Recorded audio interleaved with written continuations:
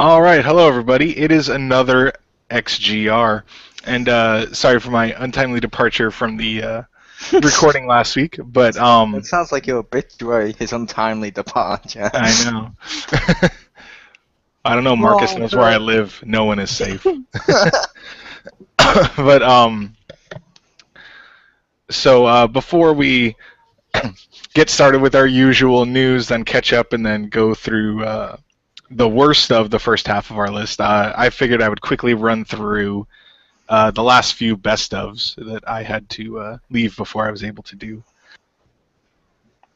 Nice. So, Did you hear ours? Because I know you were going to go back on mine. I did. Nice. I did. I went back and listened to them. And oh, I'm trying to. Stacy's beat 'em up was funny. I'm trying to remember what. Ultimate Alliance 2, right? Anyway, Yeah, an action RPG is a beat up. You beat up guys. You do beat people up in that game. That is true. And Crazy Taxi from the first half is driving simulator. But yeah, Are you telling me that's not how I should drive? I think we've now understand why your car went weird. yeah, no, It got killed. yeah. But I believe it was MMO. Yes. So for my best MMO, I haven't played a whole lot of them, but I think the best one I played in a lot of ways was City of Heroes. Probably because I think it's the only one I actually went back to later. But mostly because just it had a ridiculous amount of customization. Just because you could pick so many pieces of your costume, and there's so many combinations that you could make totally original people, or you could just make another Wolverine/Batman character, Marcus. But it was, and true, there is another game that is similar that added a third color, which made color customizing better. But just the number of parts it had, and the way you could build your character and all this different stuff, it was really good. I love the customization in that game. Plus, as far as I know, it was the first MMO that allowed flight, like just free flight, which was totally cool. It's also worth noting, for people listening, the servers for City of Heroes may have been taken down. However, they're apparently in talks right now to get them back up, hosted by fans. That would be awesome. But so that game could return. I would love that, but I don't trust NCSoft. They're kind of they're weird. But anyway, on to the next one. For beat 'em up, Ultimate Alliance 1. Yes. No, I picked Guardian Heroes because even though, well, I do like it more than some other really notable ones in the genre. Guardian Heroes is probably my favorite just because it has so much replayability. Like, you could understand where there were branching paths, but it had branching paths, and you could see where they were, and it had several different endings, and there was like bosses and stuff that you just didn't even see. Like sometimes you'd go through and you're like, oh, I'm going to pick this option, and then you fight one of the final bosses. You're like, I didn't even know this guy was in the game. And you got one unlockable story character, which was cool because she was my favorite to use. But also, any enemy you killed and like the bosses you fight, you would unlock them for one of the most broken 3-on-3 or just like 6-man fighting arena. Like you could pick you could play as the stupid villagers that like couldn't really attack, and you could play as you could play as like a little boy villager. That was funny. You had like the little kid ones. You're like, wow. But you could also play as one of the main characters you play as. He's like a wizard, and he has a little like rabbit, and you could play as the rabbit, and you'd think like, oh, that's really weak. Yeah, but you can't hit him because he's so small. But just the grunt troops you could play as. You could play as like the final bosses, and it was crazy and broken and amazing. And like one of the dudes you fight is like these big muscular. There's like 2 big muscular dudes, and they have like big buff troops. The troops, like literally some of their special attacks are they'll get down and do sit-ups, and like the sweat will damage you. Like it's just goofy. And it's just amazing. Like, oh, I love that game. And they brought it on. It's on Xbox Live Arcade as well. I think that's the only one it's on right now. Hopefully, they bring it to other like on as a digital download, because that game was one of the, it was on Saturn, and it was one of the like 3 games that was stupid expensive because so many people liked it and nobody sold it. And I acquired it, I'll say, from a friend, but that game's awesome. So I will stop gushing about that game. And also, well, real quickly, also one thing that was cool about the combat was you had special moves that were like Street Fighter moves. So like you had your 3 different attacks, but you could also, like, if you did a Hadouken, some of the characters would like throw an energy blast or something. You're like, it's like Street Fighter. Is there any chance this friend is a small Asian version of Sideshow Bob? No, not at all. It's like this Russian dude, but anyway. Kevin Nash dressed as Waldo.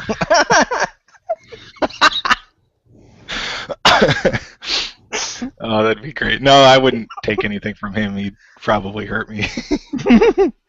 I'd be like, please tear your quad. Yes, escape. But anyway. So next for favorite platformer or best platformer, I chose Mega Man X. Even though I think my favorite of the Mega Man X games is not the first one is awesome, and I think I played that one the most. My friend and I went through that game so many times, and it was just really well done. Like, there's a I assume I can mention this, I don't know, but there's a Ego Raptor did a sequelitis video where he talked about it, and like when I watched it, there was all this stuff he was talking about, like how the game teaches you to play, that I didn't even realize. Like I didn't even think of it in those terms, but I'm like, I see that point. The game, without having tutorials pop up every couple seconds like they do nowadays, like, oh, you can jump this gap. Like, it just taught you how to play the game just through good level design. And it had lots of other cool stuff in that series. Well, even the first one. But one thing that was awesome in the first one is you could get a Hadouken. Like, you could actually do this insane thing. It was like go through a stage and quit it like 4 times, and then on the 5th time you went up, and there's a capsule, and Dr. Light, he's like this fat dude with a big bushy beard, and he's dressed as Ryu, like his little hologram is dressed as Ryu, and he gives you a Hadouken. So when you're full power, you do it like you do a normal Hadouken, and Mega Man, he would go Hadouken and throw out a little, and it would like one-shot kill anything. It was awesome. Nice. My only thing to that, I'd have to say, with Mega Man being Japanese, as we've made the joke before, technically, wouldn't that game be called Mega Man Cross? Yes, Mega Man Cross nothing. Yeah, Mega Man Cross everything. Well, and then best first-person shooter. Excuse me. I had a hard time deciding between 2. But I eventually went with Borderlands 2. I know it's a lot of RPG, but it's, I would still say first-person shooter. Although if someone's mad that, like, that's not exactly first-person shooter, then I would say Rainbow Six Vegas 2. But because that was my like close runner-up. But Borderlands 2. I would say that's a first-person shooter with RPG elements. Like The Legend of Zelda is an adventure game with RPG elements. I would not count that as an RPG. Yeah. Okay. Yeah, because I think, I definitely treat it as a first-person shooter. It doesn't really have a multiplayer versus mode that most people would be like, oh, that's super competitive. Like, you can do it, but I don't care about that. And that's what I like, that it doesn't really have that. And, it's a good co-op experience. There's lots of areas to do. And I think the second one, I like it a little better because it felt a little more polished, and they did a few changes that I liked. And even though part of the story pisses me off because of what they did to my favorite character from the first one, they had some really cool. They really. What the hell did they do to Claptrap? To Claptrap. Well, there's only one Claptrap in the second one. But like between the first game and the second one, they like kill them all off or whatever. I was joking as I assumed he wasn't your favorite. Yeah. No, I did like he was annoying, but I didn't hate him as much as other people, and I didn't love him as much as other people. I liked him. I just never called him Claptrap. I am nowadays. I like Crispy said when I was playing through the first one and second one and stuff with him. Mm-hmm. I kept just calling him Wally. He looked like Wally. Yeah. I'm sorry, he looked like Wally to me. Yeah. Well, I meant what they did to my favorite character that you played as in the first one. Actually, my favorite character in the first one was the dude that gives you the car.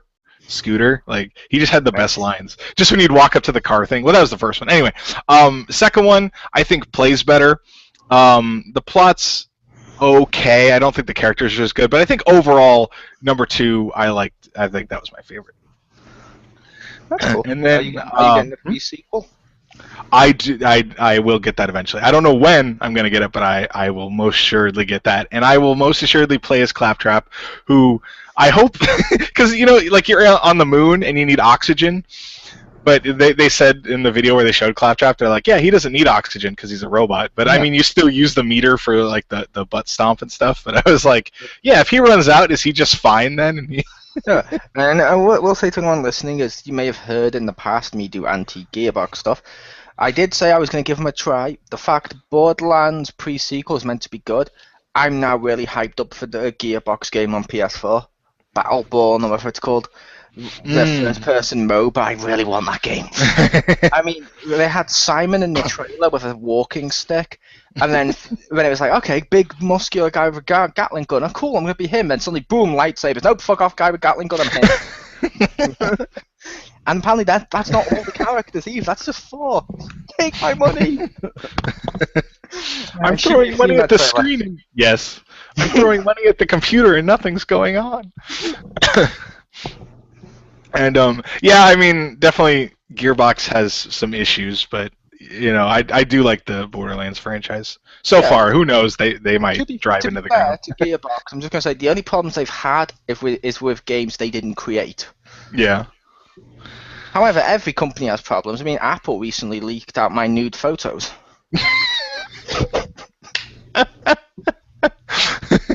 Oh, I thought that was you in a black Spider-Man costume. I had no idea. Yeah. That was me in Just for Kane mask.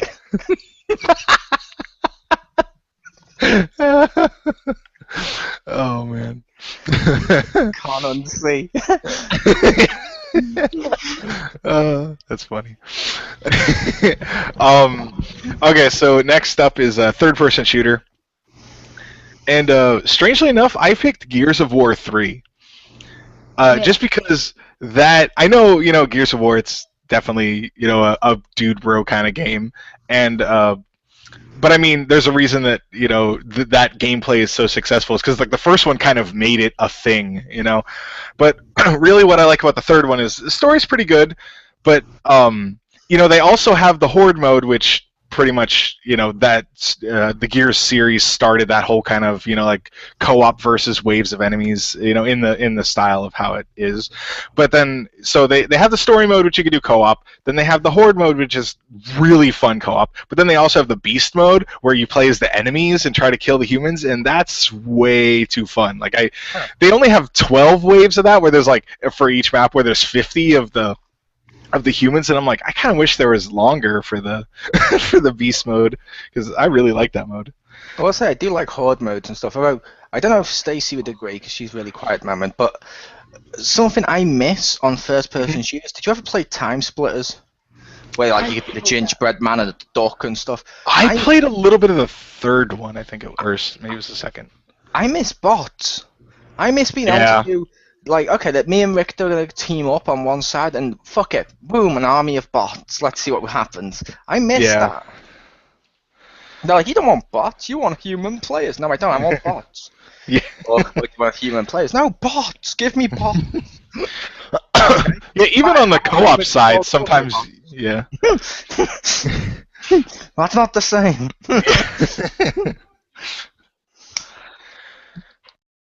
But yeah, so I went with that one.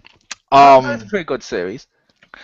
Yeah, I like it. I mean, it's definitely not the most thought-provoking or anything, but I enjoy them. The other one I gave it to was Battlefront. Yeah. 2.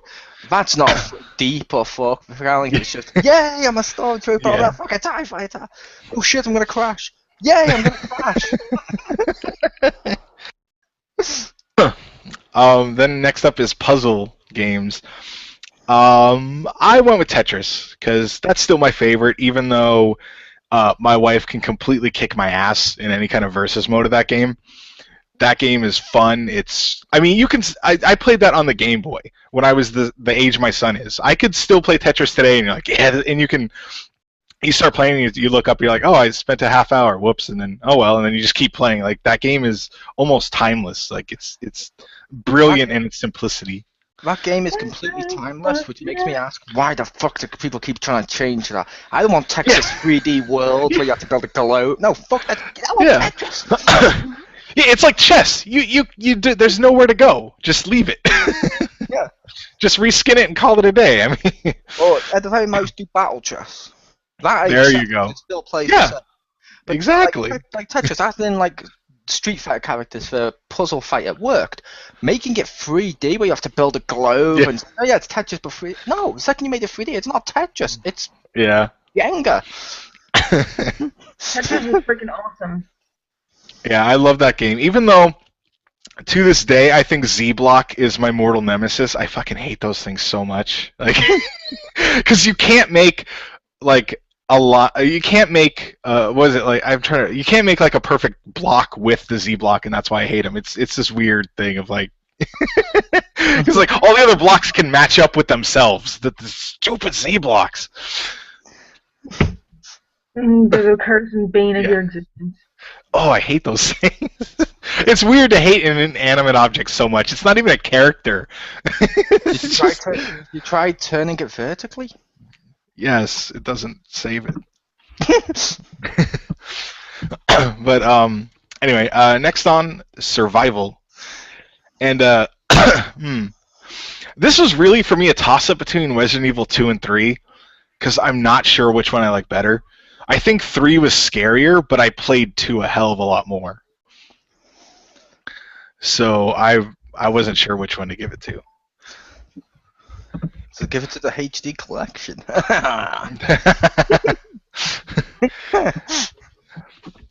So well, I think 2 is easier. So maybe for pure survival, I would go with 3 because I think it's definitely freaking scarier. Like, oh my god, dude, the parts where Nemesis chases you, that's terrifying.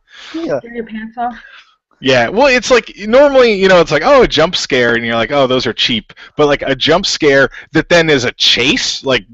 That's terrifying. Like, be honest. It's one of those things. If something chases you, you either like almost always your reaction, especially if it's larger than you. A lot of times your reaction is to run, and it's just it's like fight or flight syndrome. So it preys upon a natural human reaction, and then I'm like, this is effective.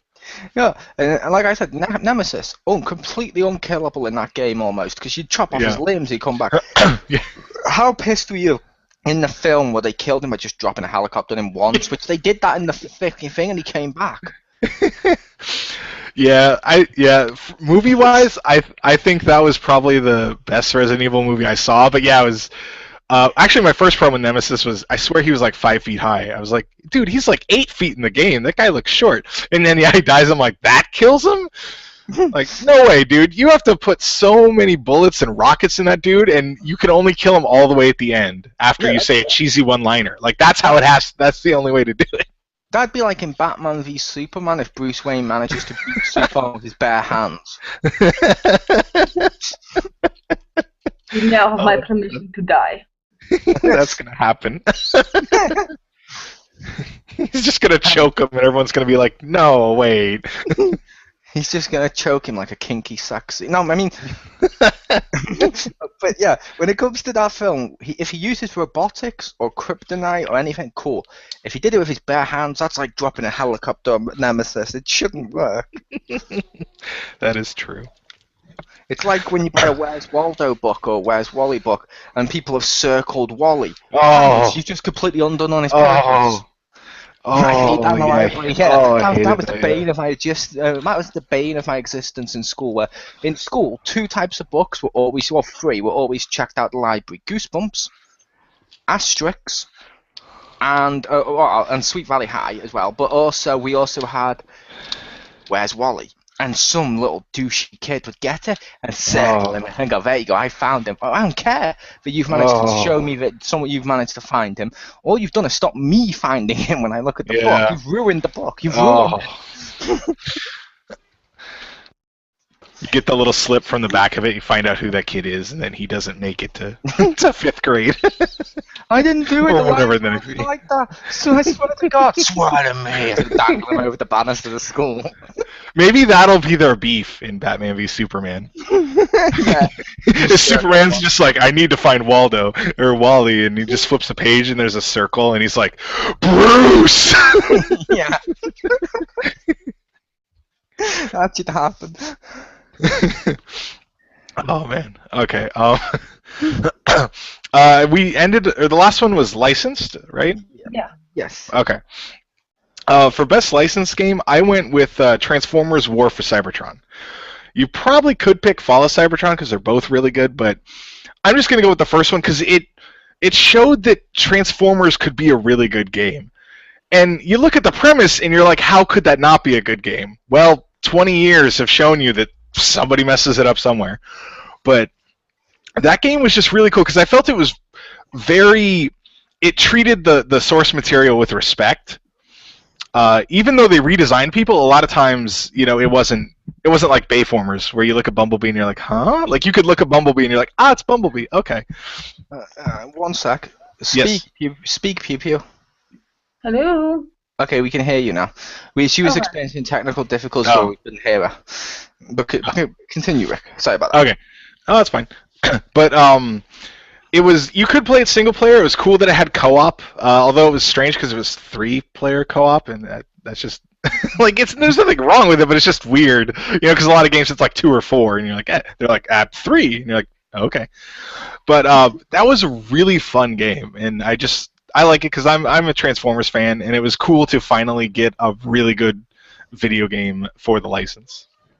So and it's one of those that should get. Which one of the I misheard you a bit at the beginning. Which one did you go with for the Transformers one? War for Cybertron.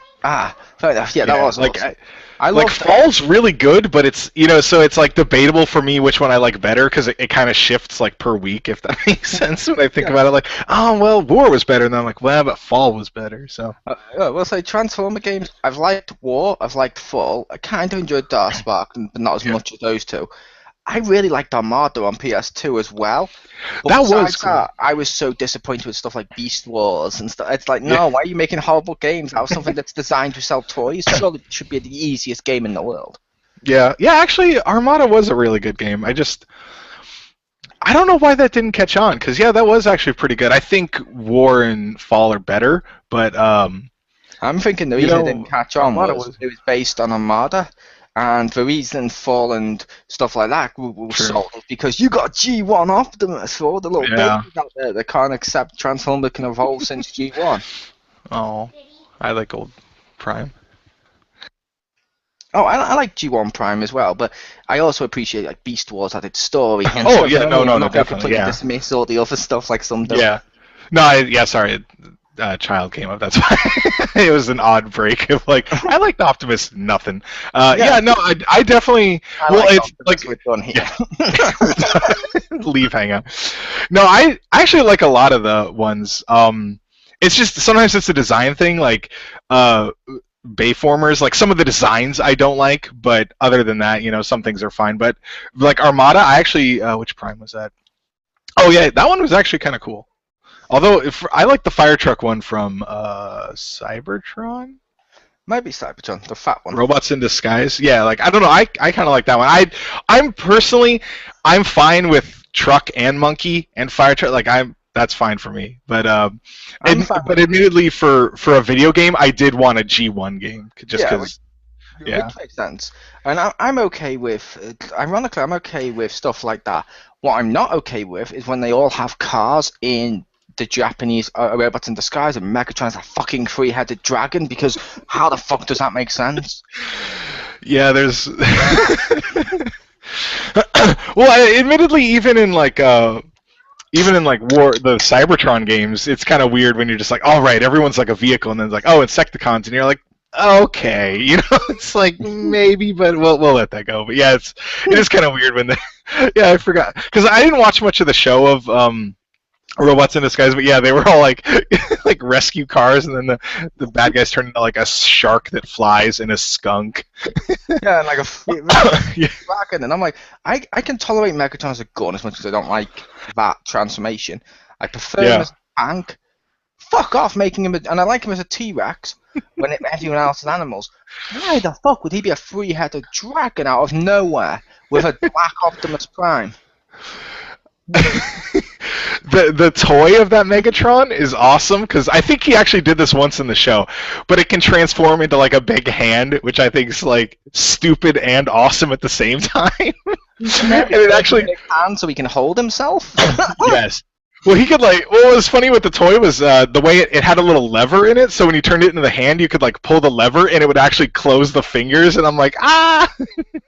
But I was like, if you take this, if I buy Amiibo, I can dig up that Megatron, and I could play Smash Brothers because he could sub in for Master Hand.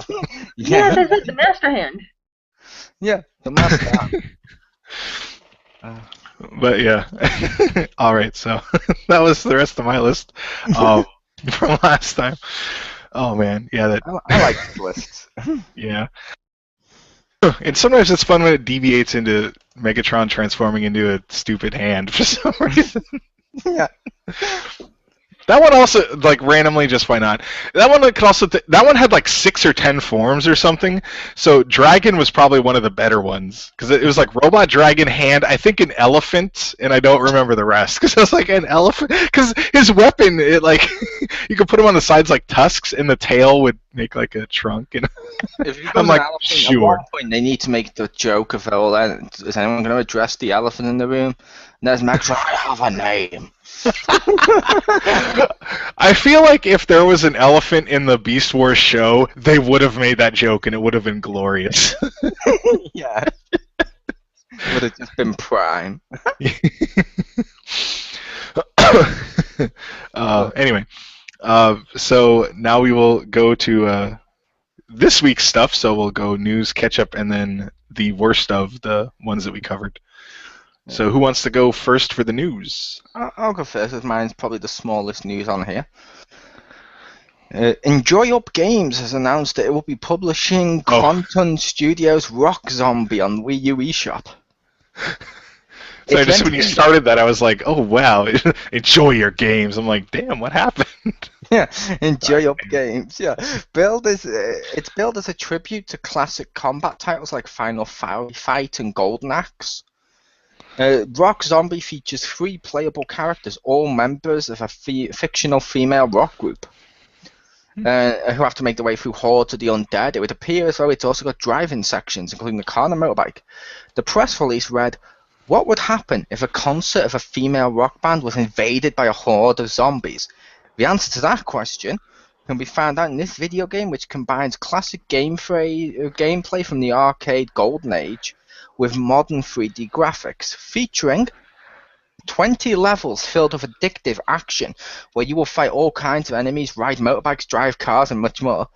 A terrifying story told through 300 comic strips inserted between the action sections of the game, 3 awesome characters to choose from of Zoe, Sasha, and Crystal, a wide range of weapons, costumes, concept art, loads of unlockable costumes, material at the Zombie Museum, and an original soundtrack that combines hard rock, nu metal, alt rock, that will immerse you into a really dark and rainy urban atmosphere.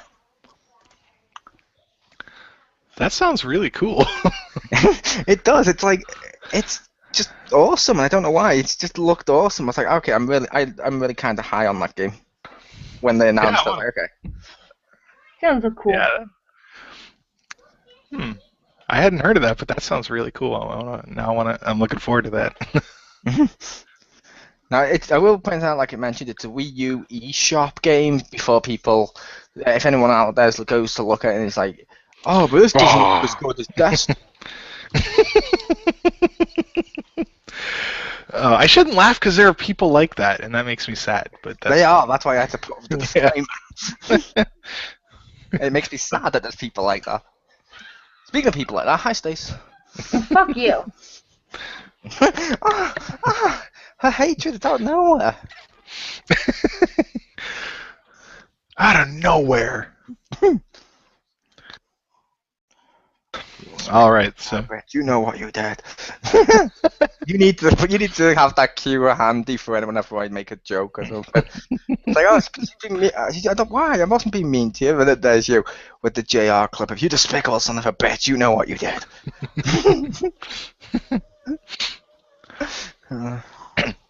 all right, so do you want to go next, Stacey, or do you want me to? I'll go next. Okay. All right. So, Mojang, the Swedish company behind Minecraft. Oh, I thought it was the thing Austin Powers had to get back. I've lost my Mojang. Mojang Jojo. Yes. It's a building monkey. Building. Okay. So anyway, they're in talks with Microsoft to buy Minecraft for $2 billion. So yeah, $2 billion. But this is kind of weird since I don't think they're gonna do it. But people say they're gonna do it because the guy who's gonna own Minecraft, he's always kind of gone against big firms and stuff and outside investment in Minecraft. So it's also worth noticing on that case, Stace. The owner of that company has said he would stay around with the company. Apparently, this is a report that he would stay around with the company after Microsoft buys it, just for the transition purposes, and he's going to leave and go elsewhere. Yeah, but then as soon as he leaves, it's going to fuck up. And I will also point out, I think the internet's stupid. Okay. Yes. We already know this. No, the amount of people, when this got announced, I understand it can affect the PS3 and PS4 version of Minecraft. Reports say it won't. They'll still support all of them because they see it as like Microsoft Office, where it needs to be on everything, like iPhones and stuff. Yeah. However, a load of people when this was announced was doing stuff like hashtag RIP Minecraft. Oh, this is going to kill Minecraft forever. And it's like, wait, how is a multi-billion-dollar company that's famous for taking stuff and making them into massive sensations and the next big crazes and stuff, as all three of the big ones have done with games? I mean, I can understand that, but I think they're jumping the gun a little bit. How is that bad? I mean, worst comes to worst, it's going to be exclusive to Xbox. It's not going to kill the game. Yeah. I think it's just because it's got Microsoft on it, everyone wants to turn around and say, what? Evil. Yeah. I just thought it might make the game run shittier. How? The two best platforms that it's on is PC and Xbox. I mean, I don't know, it's on PlayStation, iPhone and stuff too, but those are the two big ones. Wouldn't it make more sense, because they're owned by Microsoft, for those to run even better because they're Microsoft and possibly get more Microsoft integration with their new features that they bring out? That's a positive outlook. So I'm just picturing Minecraft Office for some reason. I'm just hoping that it just doesn't the servers start crashing, stuff that's not loading, you have to charge more for things or stuff like that. I'm just always assuming the worst, so that way when it doesn't happen, I'm pleasantly surprised. Yeah, but I just pointed out that the reason I said the internet's full of idiots, in my opinion, is people are only, I don't know if Rick would agree on this, but people are only thinking the worst because it's Microsoft. Yeah. Oh, no. For example, fun fact, in Japan, did you know Batman Arkham Knight, whatever it's called, with the new one coming out, did you know that's going to be exclusive on the PlayStation? No, I did not know that. And yet none of the PlayStation people complaining about Tomb Raider went, wait, what? Well, no, that's still equal. They were just like, okay, cool. Yeah. It's like, no, it's either bad or it's not. You can't just pick and choose. You can't just say, oh, it's Microsoft, it's bad. It's like, I'd use the wrestling analogy at this point. If Microsoft has become, in my opinion, John Cena. Only because I've seen people talk on the internet about how, oh, John Cena just pinned someone 1, 2, 3. He's buried them forever. It's like, it's just one victory. That's not what burying means. If you want to see how you bury someone, watch Triple H. I mean, I'm sorry, him coming out and destroying both tag team members of Paul London and well, what the hell was the other guy name? Kendrick. Brian Kendrick. Yeah, Brian Kendrick. I can remember his first name. Brian Kendrick. Paul London, Brian Kendrick. When Triple H came out, pedigreed them both for no reason, and then did a promo. That's burying because there's no reason. Winning in a matchup you're in. Because the matchup, everyone was like, no, he buried the Wyatts because he pinned one of the Wyatts in the matchup, and then he did his finishing move to the others when they ran in the ring. And I'm like, they ran him one at a time, and he's a world champion. It's not burying. Basically, all we can do is fear for the worst, hope for the best. Yeah, but at the same time, like I said, I bet you, if this turned around and it was like Nintendo or Sony that wanted to purchase Minecraft, I bet you there wouldn't be as much negativity. Yeah. And I think that's wrong. Yeah, it's wrong. I mean, definitely. like I said, last gen I was against the 360 and I had major reasons for thinking the 360 console sucked. However, I didn't say all the games they published sucked. They just weren't for me. I know people that enjoyed them. And this gen, they've changed so much now. It's like Microsoft bends over backwards. They even have to apologize for daring to make an exclusive for Tomb Raider. They apologize for other companies. Yeah, they apologize for so much, and they turn around and bend over backwards and give people like, okay, you didn't want this DRM stuff, fine. We've bent over backwards. It's no longer there. Boo! You've gone back on your word. We can't trust you ever again. What? What? Ah, brain! For me, I could see them, this is half a joke, but I could see them still supporting the Sony systems, because I'll just call that Plan B. It's like, well, if you're not going to have an Xbox One in your home, you're still going to give us money. Like, yeah, that's partly a joke, but also highly accurate, because it'll be the same and stuff. Yeah, I see no reason for them not to support it. It's like, I mean, it's not like if they have it, or if they stopped like supporting it or whatever, it's not like people are going to be like, well, better buy an Xbox One for Minecraft. Yeah, for Minecraft. But yeah, it's like the only thing I can see coming from this is, one, that Microsoft will benefit and make some more money. B, the company making Minecraft will now have more tools at their disposal, because they're no longer going to be the small independent firm. They're the big dogs now. Yeah. And it's also the case of, I can see possibly like a Master Chief skin. Unless there's already one of them on the Xbox One, I don't know. I didn't look at the Xbox exclusive packs. Now there'll be a Lara Croft since she's exclusive. There you go. Because that wouldn't piss people off. I kind of wanted to do that just because of like how much internet rage. Like an exclusive just on the Xbox version. If you purchase Tomb Raider, you now get a Lara Croft, a Minecraft skin, and it shows you multiple ones, but only on Xbox systems. Which is the only way to purchase that game, because it's not on your other systems.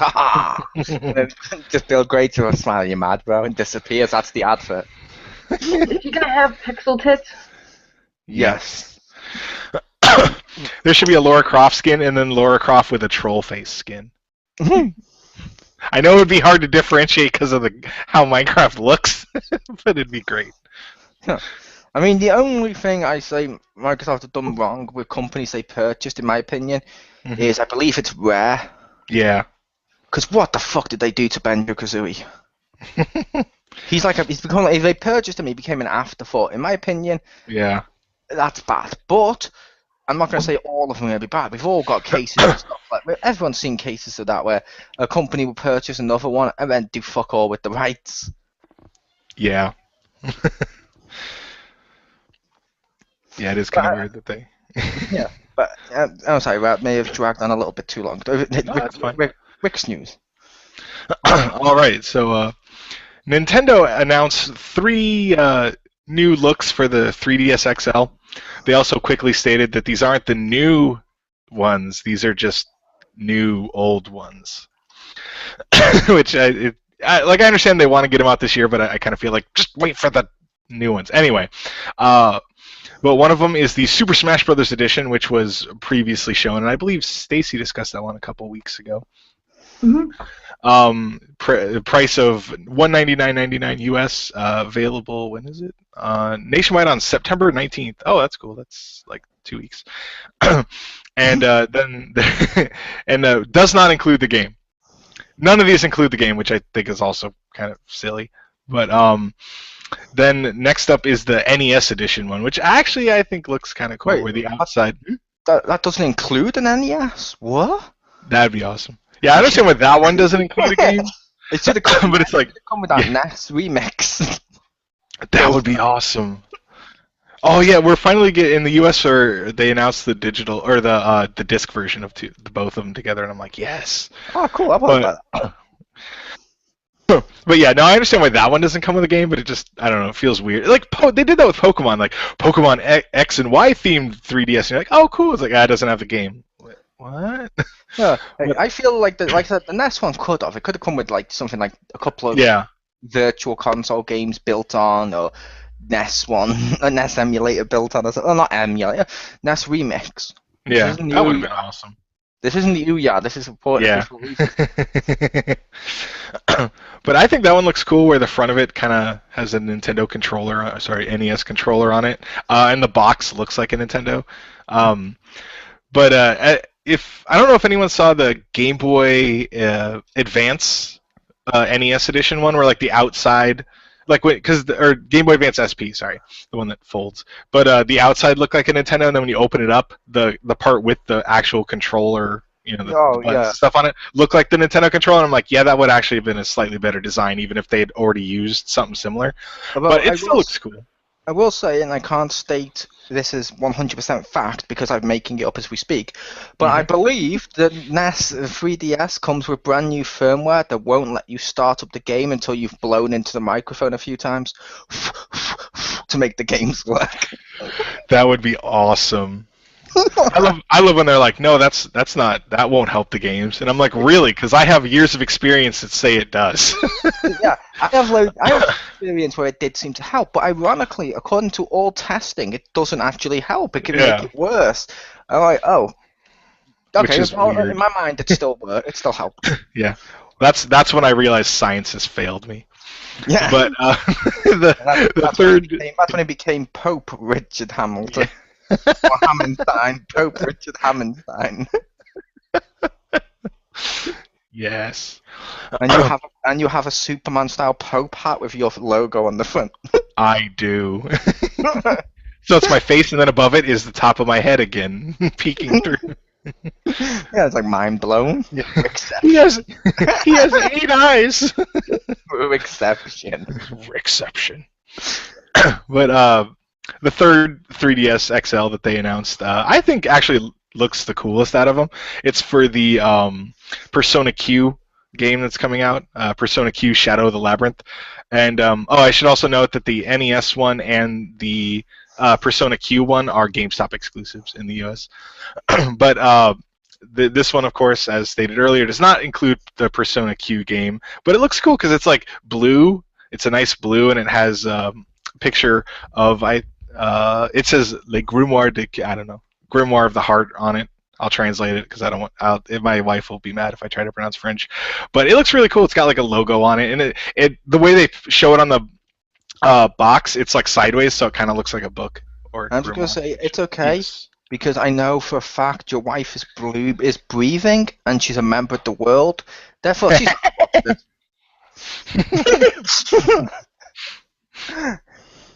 We benefit from a lack of audience. There you go.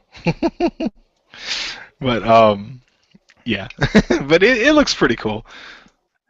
But do they have dates on that one? The NES one goes on sale October 10th, and the Persona Q one is I don't think it says. I don't know. It just says in honor of the launch of the game, but I don't think it has I don't see a date on it. So. I have to ask, in WWE 2K15, can we please make you a T-shirt with "Eat, Sleep, JRPG, Repeat"? Yes, I approve of that. Yeah. Is that attire too? Because I don't know if anything's going to replace "That's What Rick Do" for. Yeah, that'll be attire too. You know, when you go face and you need a T-shirt out every week. There you go. But that was my news, so on to the catch-up section. Yay! I'll just state I haven't played anything this week. I don't know what to believe anymore. Your god is a lie. Okay, how about this? I played a game with myself where when I'm drinking a can of Coke, as you can hear me drinking right now, I'll throw it into the recycle bin across the room and hope it goes in. And I measure how many times I can successfully do that within a couple of hours, and then I try to beat that record. Nice. I even have a leaderboard on in my room. And don't worry, just to make it feel like an official leaderboard, the top is a random string of like letters and numbers and shit with a record that couldn't possibly be accurate unless he exploited a glitch within my game. I love that. Why is that always there? Yeah, you always look at the top and it's like, yeah, I beat it in 7 seconds, and you're like, it takes longer to load it than that. Yeah. Not possible. No, it's not possible. Impossible. Yeah, it's like the people with Mario Kart, if you ever saw them. On Mario Kart Wii, there wasn't an exploit where people did. Please don't do this at home if you're listening. But you could wait at the you could go around 2 track laps and then wait near the checkout, near the last line, what do you call it, the finish line. Wait near there until the clock goes 99999, and when it resets to 0, enter through. 0 counts as your time, and you suddenly win the race. That's hilarious. And also get lap times. And I'm like, who the fuck would wait for 99999 to do that? Why? Just play it properly. Because you're a dick, that's why. Wow. I'm not surprised, but I just shake my head. Some people. You're not surprised, but you wish you thought of it. No. No. Well, if I had worked on it, I wish I had thought of it. Yeah, if it reaches 90000, the second time it instantly kicks you from the game. That's what I'd do. There you go. Or when it goes 99999, have time stop. Yeah. That's what I would think would happen. I think you should stop and it restarts to 0, so you could just go through and get a high score because it counts as 0. So it's like, no, that's not what happened at all. You should just stop the clock and say, you suck, get the fuck over the line or get out. Yeah.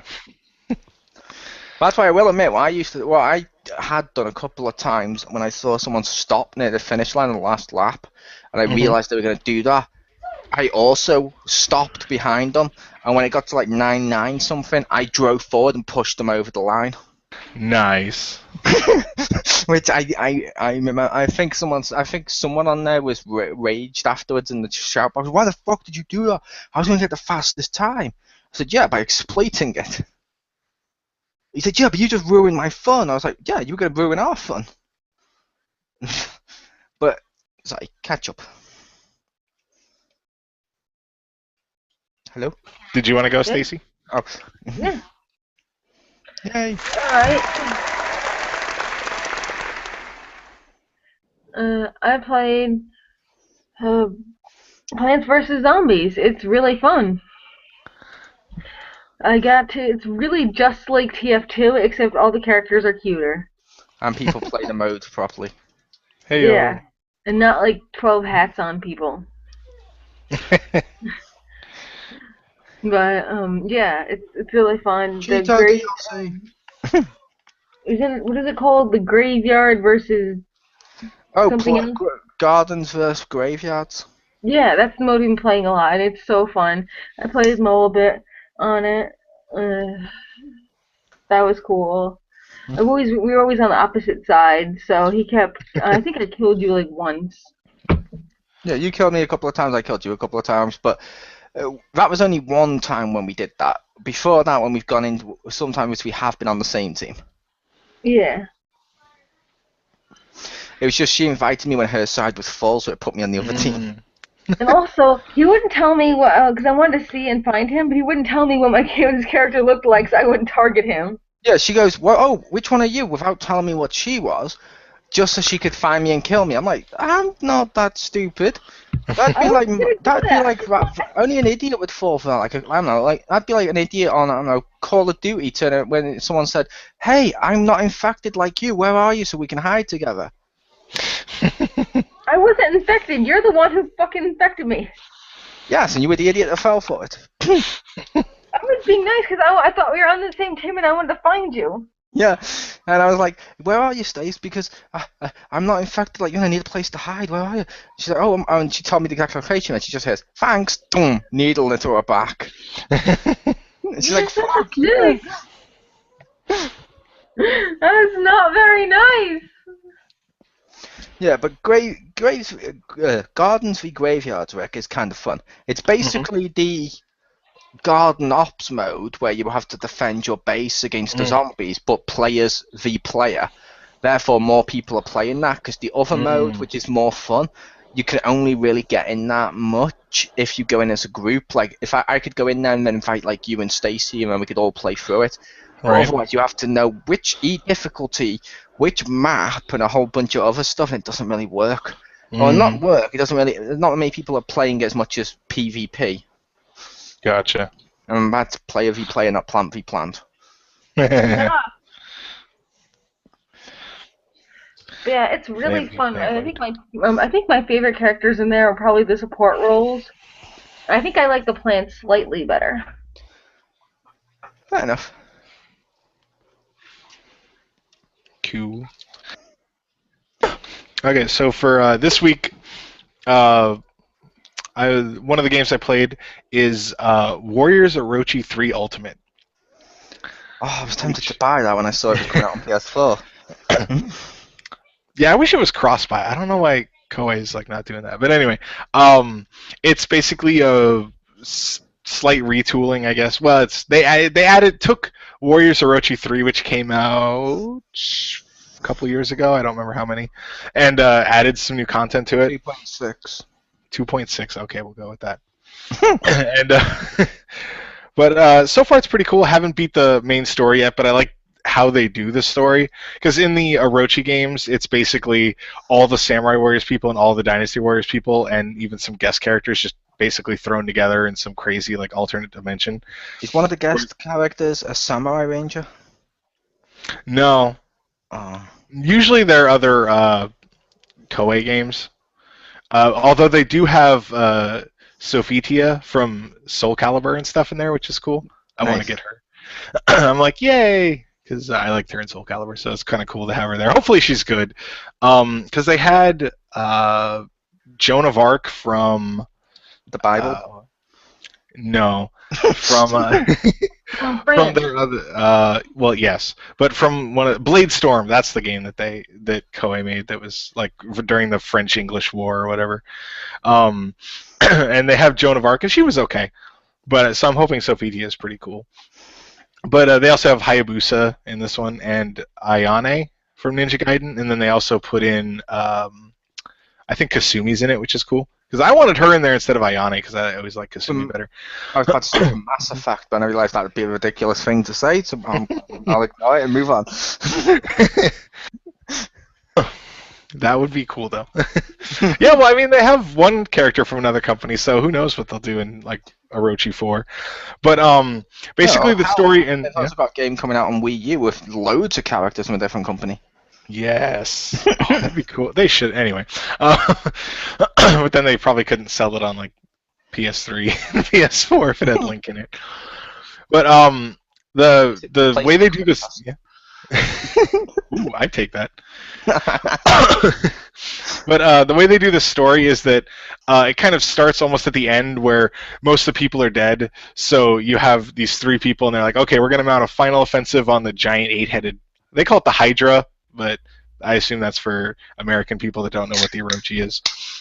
But, so it's like a giant eight-headed dragon, basically, and they're, like, trying to fight it, and what they're doing doesn't work. And they're like, oh, well, I guess we'll just retreat. And then this mystic girl saves you and basically takes you to, like, this pocket at the end, somewhere in time or whatever.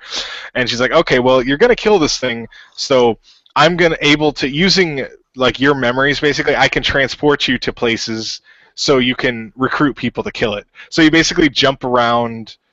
time in the like basically the 3 people you have, like any person you recruit, if you talk to them, sometimes like, oh, I remember where things went wrong at this battle, and then that opens up a battle. So you kind of do little battles. They are linked together, but it's like, oh well, if we had more troops, if we had like won this battle, so you jump back, and now that you're there with extra troops, you can turn the tide and save this person, and then they come with you. And I just think it's kind of cool that you recruit people from various moments in time of their timeline.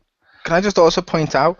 Yes. There's been an odd amount of times during this podcast / radio show in which we've brought up a multi-headed dragon.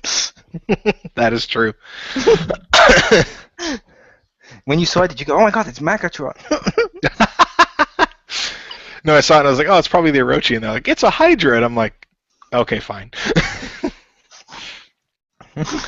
But well, considering well, anyway, but it's pretty cool. Oh, and also different from the Dynasty Warriors games. This was alluded to, I think, 2 weeks ago when we were talking about the use a game with another game engine. In the Orochi series, you get 3 characters, so you don't switch weapons like you do in Dynasty Warriors 7 and 8. But you get 3 different characters, which is kind of cool, and you can do like a triple team super attack and stuff. And I believe if there's 2 players, I think you get 3 separate people, so you basically have 6 people. Like 3 for one player and 3 for another. Please tell me it's Empires. What? Oh, an Empire. I wish there was an Orochi Empires. They were supposed to do that originally, but they didn't. There we go. Okay.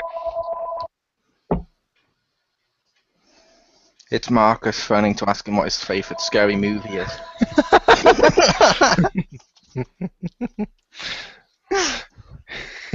He's like, if you don't pick up, this celebrity is gone. No, Marcus. But oh, it's Andy Dick. Okay, I'll go back to the recording. Yeah, pretty much. Oh, poor Andy Dick. If he listens to this, he's just gonna be like sad face. I'm that one loyal viewer, sad face. Yeah, he's like one of the few people that watches and listens to our stuff. He's like, wow, these guys are dicks. Yeah. Yeah, that's what I played this week. So why don't we jump into the worst games ever side of our list for the first half? Yeah. So first up is worst game ever. And who wants to take that out first? I'll go first, because why not? Since everyone else is quiet, but I'll go with Teenage Mutant Ninja Turtles on the Amiga. I believe I showed that to Richter. Yeah. It looked better, played worse. They made the NES version of Ninja Turtles much worse, if that was possible. It was unplayable, and as well as that, in order to get into the game, you have to be like a fucking spy or something, because you get this book that when you opened it up was all brown fucking paper with really hard to see text and a wheel on the screen, like the anti-piracy devices, so you had to figure out what the code was based on what it told you, like which page and row and stuff. So, oh, okay, done. And it's like, that's always horrible, and they did it that colour so they couldn't photocopy, and it's like, it was horrible. I hated having to solve a fucking puzzle to play a game. Yeah. Because imagine me as a little kid. What little kid wants to basically crack the Da Vinci Code in order to play Ninja Turtles? Yeah, those. I mean, that'd be like when you rented Ninja Turtles from Redbox. When your son goes, can I play, Daddy? Not until you solve this, and you throw him a Rubik's Cube. He'd be like, I'll just play Minecraft. You want to play Minecraft? Not till you've solved this, and you find a puzzle. Why are you doing this? Because I had to go through this. Yeah. Oh. I understand why they did that, but God, those were horrible. Trying to do those things. I understood that, and it was even harder as a kid because it was like one slight mistake. One slight mistake, you have to do it all over again. And playing the game, I mean, I don't like it now, but at the time, I'll admit, as a kid, I liked the 80s cartoon. But it was a case of I wanted to play through it like how I watched the show. And when you actually you actually solved this code You cracked this fucking Da Vinci Code or the Enigma. You solved the Enigma code, went into the game, and then how you were rewarded with the worst Turtles game ever. Or the worst game ever, too. And like I said, this is our list of favourite and least favourite. This game just let me down so fucking much when I went to go into it as a kid and stuff, and it's like I still have resentment towards it. Even today, I want to find the guy who made that game and put that code in there to crack first. I want to go to you like making kids to solve puzzles and shit like that just in order to have a little bit of fun, yeah? Fine, kidnap him and recreate Saw. There you go. Come on, it's fun to crack puzzles, right? Go on, chop off your leg to get the antidote. Nice. Maybe that's too far. Not far enough. Are you bad, Dad? I keep seeing on YouTube. I don't know if you've seen that video. I have. Those are awesome. Hurry up, we'll be late for the boss. So he's running down the road, this one. Julie, I forgot the milk. Yeah, and I saw him go, your vegetables are no dessert. It's like, what the fuck is this? But yeah, that was my worst. Over to whichever one he wants to go second or third. Oh, second, technically. Second or third. I'll go next. Yeah. Okay. Okay, mine is the floppy disk game Mario is Missing. I don't know, has anybody else played that? I have. I believe so, yes. Oh, Wait, so shitty. It's like a really, really shitty version of Carmen Sandiego, and I paid like $2 for that at like a store, or like I don't know even how much. I will say. I was like, what? I don't know. I don't know how old I was. I'm gonna say less than 10. Yeah, I will say we had that in the schools. In my school when we had that, when it was on the computer, we had that. That was like the third most played game on there. It was so shitty. Second was Lemmings. First was Pod. Lemmings was better. This is shitty. This is like a really, really shitty Carmen Sandiego game, because at least I could get those. Here, it's like, what's the random like height of Mount Everest? By the way, go type in your answer. Like, what? I have to say, that's a game. Multiple choice? Can you give me a hint? Or like, it was like the randomest fucking questions, and like I'd have to like Google all this shit to look it up. Even though I probably still wouldn't get to. But yeah, like I said, I agree. It was bad. I just remember being on school and I was playing it. Like I said, the first one was Pod, if you remember that, Rick, or Stace, if you had that in school. Of Pod can run. I always used to love Pod can pop, and he just fucking spontaneously combust. We had Math Munchers there. That's the only thing we were allowed to play in the computer lab. Oh man, we had Oregon Trail and Carmen Sandiego. We had Oregon Trail. With the way you had to kill the buffaloes and stuff. Yeah. I kind of like that. We didn't have Carmen Sandiego, sadly. Mm. Yeah, but like, oh my god. And it just looked terrible, and I just, like, you think a game where you get to be like Luigi or whatever would be great, but it's not. It's terrible. And years later, you said the same thing with Luigi's Mansion 2. No, Luigi's Mansion was like, I like the idea behind it. It's just so much hand-holding. I just wanted to tell the dude to fuck off and let me play the game. Fair enough. What's your all list? Because all the concepts were great. It's just like, leave me the hell alone and let me play the game. Yep. Yeah. Okay, for my worst game ever, there's probably something worse I've played way back when, but I don't remember it. So, worst one in recent memory would be Page Chronica on, it was a downloadable game on PS3. Oh, jeez. It had a cool concept where it's like, oh, you spell words to power up your attacks, and it was a platforming game, basically. But it was like, oh, yeah, you can spell words and power up your attacks and all this other stuff. And it was cool because it gave you a double jump, too, but when you base your game around double jumping, and like that, there's a lot of the platforming parts that you can only do with a double jump, and you have a time limit based off if you spell a word, and you have a time limit in the game, so like you can't just wait around and be like, oh, I better fill it. Like it was just Like, good concepts just done so freaking terrible. Like, I seriously had it where there's a part where you have to, like, keep jumping or whatever, and I'm going, and my double jump runs out in the middle, so it's like, oh, fault, there you go back to checkpoint. Like, oh, that was cool, I guess. Oh. We'll say the concept for that what you just described sounds awesome. It sounds like Scribblenauts meets Mario, but it sounds like yeah. Oh, concept's awesome, you know. Like, oh, like spell words, okay, it's neat, but no, it's the concept was the only good thing about it.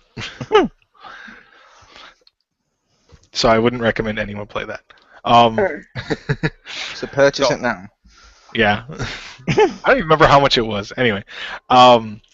So category 2, storytelling. So what is the worst storytelling? I went with Injustice on PS3 because they talked up this story and how great it was going to be and how it was going to intertwine with the entire DC universe, and it really didn't. The story was basically, oh look, what if Superman killed Joker and now Batman's the only one that can stop him? So it all revolved around Batman. And then at the end, even when Superman gets redeemed, it's still about Batman. And I'm like, that's not that good. I didn't want to buy Injustice to just have Batman a story. And some of the execution with the story, like where they randomly put some fights and sort of stuff like that, it was poorly executed to the point where I was just really disappointed with that storytelling. So that was mine. All right. Over to Pew. Stacey? Mine is more like personal, like because I hope really awesome for it, and it's not like the worst storytelling thing ever, but it's the worst because I expected a lot of it, so it made it worse for me. Like, you ever played Bioshock 2? The story in that was like fucking retarded and didn't need to exist. Gameplay was amazing, but like everything everyone said, nothing fucking mattered. Pretty much, like, it was just like, hey, fuck around and do shit, and we're gonna pretend that things are still going on and blah blah blah. Like, it was amazing. I wish that it had like a decent thing to go with it. It just said, here's Rapture and fuck shit up and stuff. Yeah, and like, and it's not the worst one ever, but like because it's following the first Bioshock, like, oh, it's a bit let down. And to be fair, you're allowed to do like you said then with the not necessarily worst, but just the most disappointing. I think that's all of our lists is just personal favourites, personal least favourite. None of these are actually going to be critically worst or best. Because I love so much about Bioshock 2. Everybody says Bioshock is shit because the story is shit. And I'm like, you know what? You're right. The story is shit, but the game itself is not.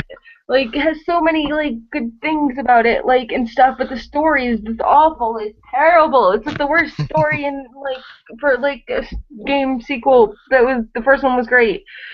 Like because it puts so many new elements into the stuff, and I just like playing it for that, you know. But like I just pretend I ignore everything everyone says, or don't talk to anybody or listen to any of the recordings. But like it had a great Jim like with Xpound. Yeah. Nice. It had like great defense stuff when you had to like get the little sisters, and you had like your whole like because you could make like a whole perimeter, and like it was like a little tower defense or whatever. You set up your whole perimeter and destroy everybody for like a set amount of time, or you find more little sisters, or you get to be the big daddy, so you get to use like a combination of like your drill and like the plasmids, and it was all really cool. It just like you don't really give me a reason to use it. Like, why does any of this matter? Yep. Fair enough. For mine, I went with Metal Gear Solid 2. Just because, I mean, the game itself is fine, but I think the storytelling is pretty bad in most of Metal Gear Solids, I'll be honest. But just 2, like, you know, you start out Snake and you're like, all right, and then it switches over to Raiden, and you're like, nobody wanted that except some stupid girl in Japan that ruined it for everyone else.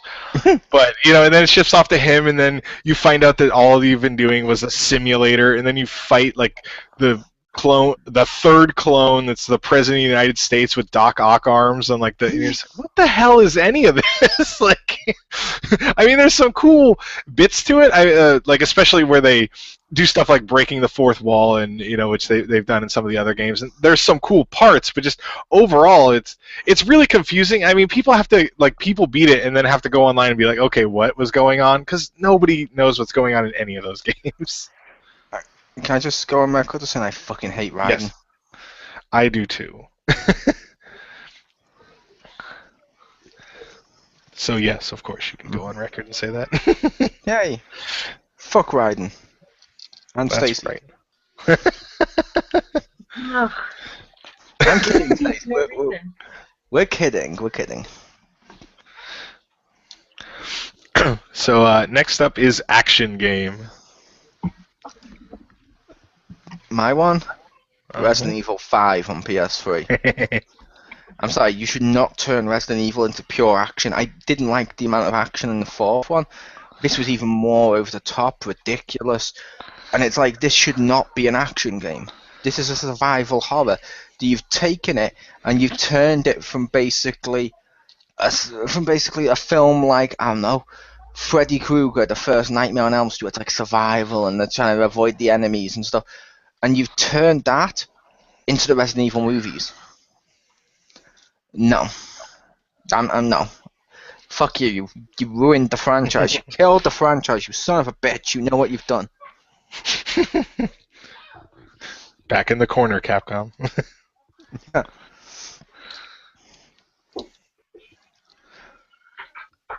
That just not upset, but more angered me that they did that. Yeah.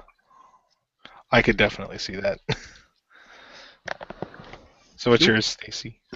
Mine was like from like Mass Effect 1's action that was like terrible. I did not like it. Like any of the fighting and strategizing was done better in the second one. Everything was done better in the second one. Like the shooting was terrible. Like anything that wasn't making decisions or storytelling directly was terrible, I think. It just you're drunk as shit whenever you use the weapons. Exploration was fucked up. You can't fight the monsters in the exploration because it takes too fucking long, and they always hide and be a dick and emerge under you, and just all the fighting in that game, and any kind of shooting or doing anything like running around or whatever, it's just fucking awkward, and I didn't like it. That's my worst part of Mass Effect. It's because literally I had unless my friend told me to buy the second one, I wouldn't have bought it. Fair enough. All right, and so for mine, yeah, this has to be here somewhere, but I've actually played them. The Zelda CDI games. Ha! That's fun. Zelda one is mine, but it's a different one. I've played 2 of the 3, and no, I couldn't tell you which ones. I played the one where you play Zelda. I know that one, and then I don't know which of the 2 Link ones I played, but they're all interchangeably horrible. It's probably Wand of Gamelon. Might have been. It probably was, but I don't remember. But oh my god, those are. I think that's the one you play Zelda as. Oh, is that the one? Okay, because weren't there 3 of them? Right? There was 3 of them. Yeah, there's 2 where he plays Link, 1 is Zelda, and my friend, I don't even know why. I think he bought 2 at the same time. And we went home and played them. We're like, these are fucking terrible.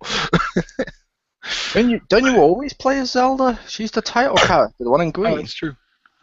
Fuck you.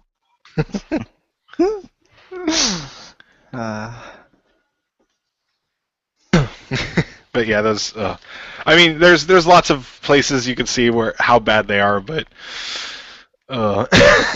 having actually played them, it doesn't make it better. It doesn't make it worse. They're just.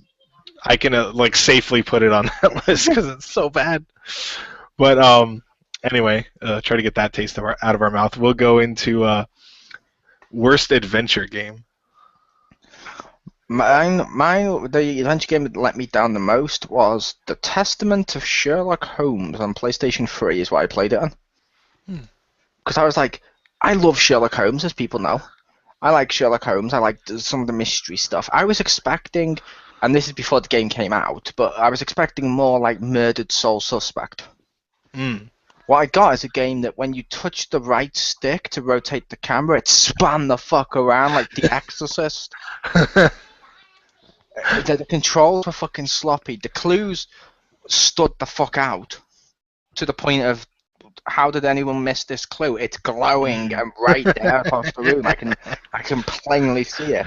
Like you've ruined Sherlock Holmes. Congratulations, you've almost ruined Sherlock Holmes as much as the shitty fucking idiot box version of it called Elementary is for all the Americans who think Watson should be a girl. Fuck all of you and fuck the creators of this game.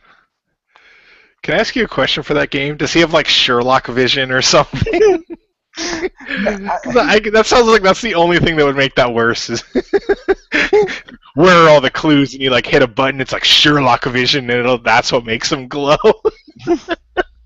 It's that like, would be pretty terrible. Yeah, I mean, he doesn't even ejaculate in this bit of game. In case any of you are wondering, if you're hearing that sounds weird. Ejaculate used to mean to basically explanation out loud, and if you go back and read some of the Sherlock Holmes books, there are points where he mentions, "Watson, I just ejaculated." Fucking hilarious.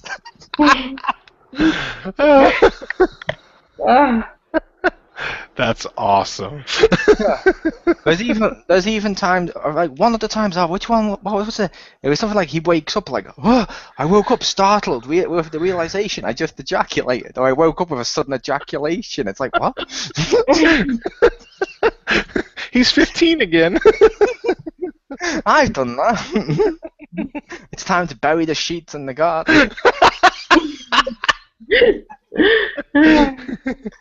But yeah, like I like Sherlock Holmes. Like the Robert Downey Jr. film's cool, the book's awesome, the Sherlock show on BBC cool, Elementary shit.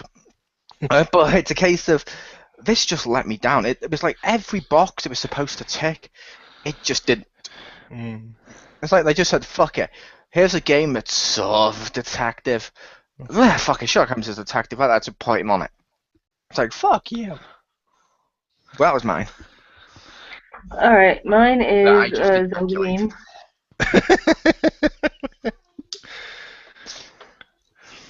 So mine is a Zelda game, and Mole probably sure already know this is coming. He knows what game it is. Guess what game it is? Mask of the Majora? No, I like that one. I'll assume you're probably going to put Spirit Tracks or the Phantom Hourglass. Phantom Hourglass was not good, but Spirit Tracks is terrible. It is. It's the Sunshine of Zelda. I love Sunshine. Fuck you. Don't worry, we'll mention Sunshine later. Yeah. Fuck you. No, just die. Okay. Anyway, so I really, really hate Spirit Tracks so much.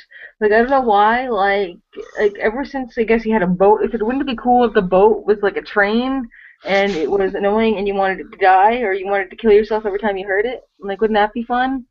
And like Zelda, she's such a stupid bitch in this. Like, I hate her. Just in this. And she's okay. One problem with Zelda in that game is she's scared of mice, and there's puzzles where you have to like block a mouse hole. So and I'm like, you're possessing a giant suit of armor.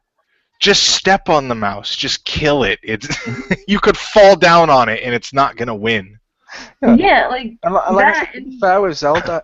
When you say she was a fucking stupid bitch in this, just in this. Come on, I've played Skyward Sword. Okay, maybe, like in this one, she's extra stupid big. Like as soon as he says, "You two have to help save like time or whatever shit or whatever," he goes, "What? I was just gonna sit here and be princess or whatever. I have to actually do things." And she literally says like the text. I don't remember the exact words, but it's like, "What? I actually have to help or interact or something like that." She literally says that. As opposed to trying to push him off a cliff. It's just like she's oh my god, she's really worse than useless half the time because she doesn't want to do what you want her to do and she just complains. And then the whole train aspect, laying down tracks and going to shit and Oh my god, did that make me not care? I just want her to like. I wanted like Zelda or like the villain to tie her down 2 tracks, you know, like an old like 1920s movie, and then like Link would have to save her, and then instead he just watch and like high five the guy who tied her. That's like, oh my god. And I tried to freaking sell it back, and they're like, yeah, you're not gonna get any value for that. I mean, I could take it, but I would just throw it in the trash. And I'm like, ah, fuck, I can't even sell you. The only way that story would have been better would have been if you'd gone to sell it back and the store had vanished. Like not in the building. Oh man, that would be amazing. And I don't see why it would be. I don't see that game being so bad they wouldn't take it back. They've taken back Aliens, Colonel Marines, and Duke Nukem. I'm thinking it's just and Enter the Matrix. It was either the format or it was the manner in which it was, the state of how it was. No, it was fine because I barely even used it. But like, maybe it was. I didn't play it like immediately after I got it, so maybe it was old or something. But like literally, he said we could take it back. We're not going to give you any money. Like I'm literally just going to throw this away. Oh, so you didn't try trading it in. You tried to just get your money back. Fair enough. They said they couldn't get any money for it. That's weird. That's what they told me. They said if you need a garbage can, I have one here. Yeah, like I said, I think that's really weird. I don't know what you think. Like that sounds weird considering that the game is weird. I don't. So this could also be because this was like 5 years ago when the GameStop was under like different management, I think, and that dude totally hated me. So it could also be that. I could see that. Yeah.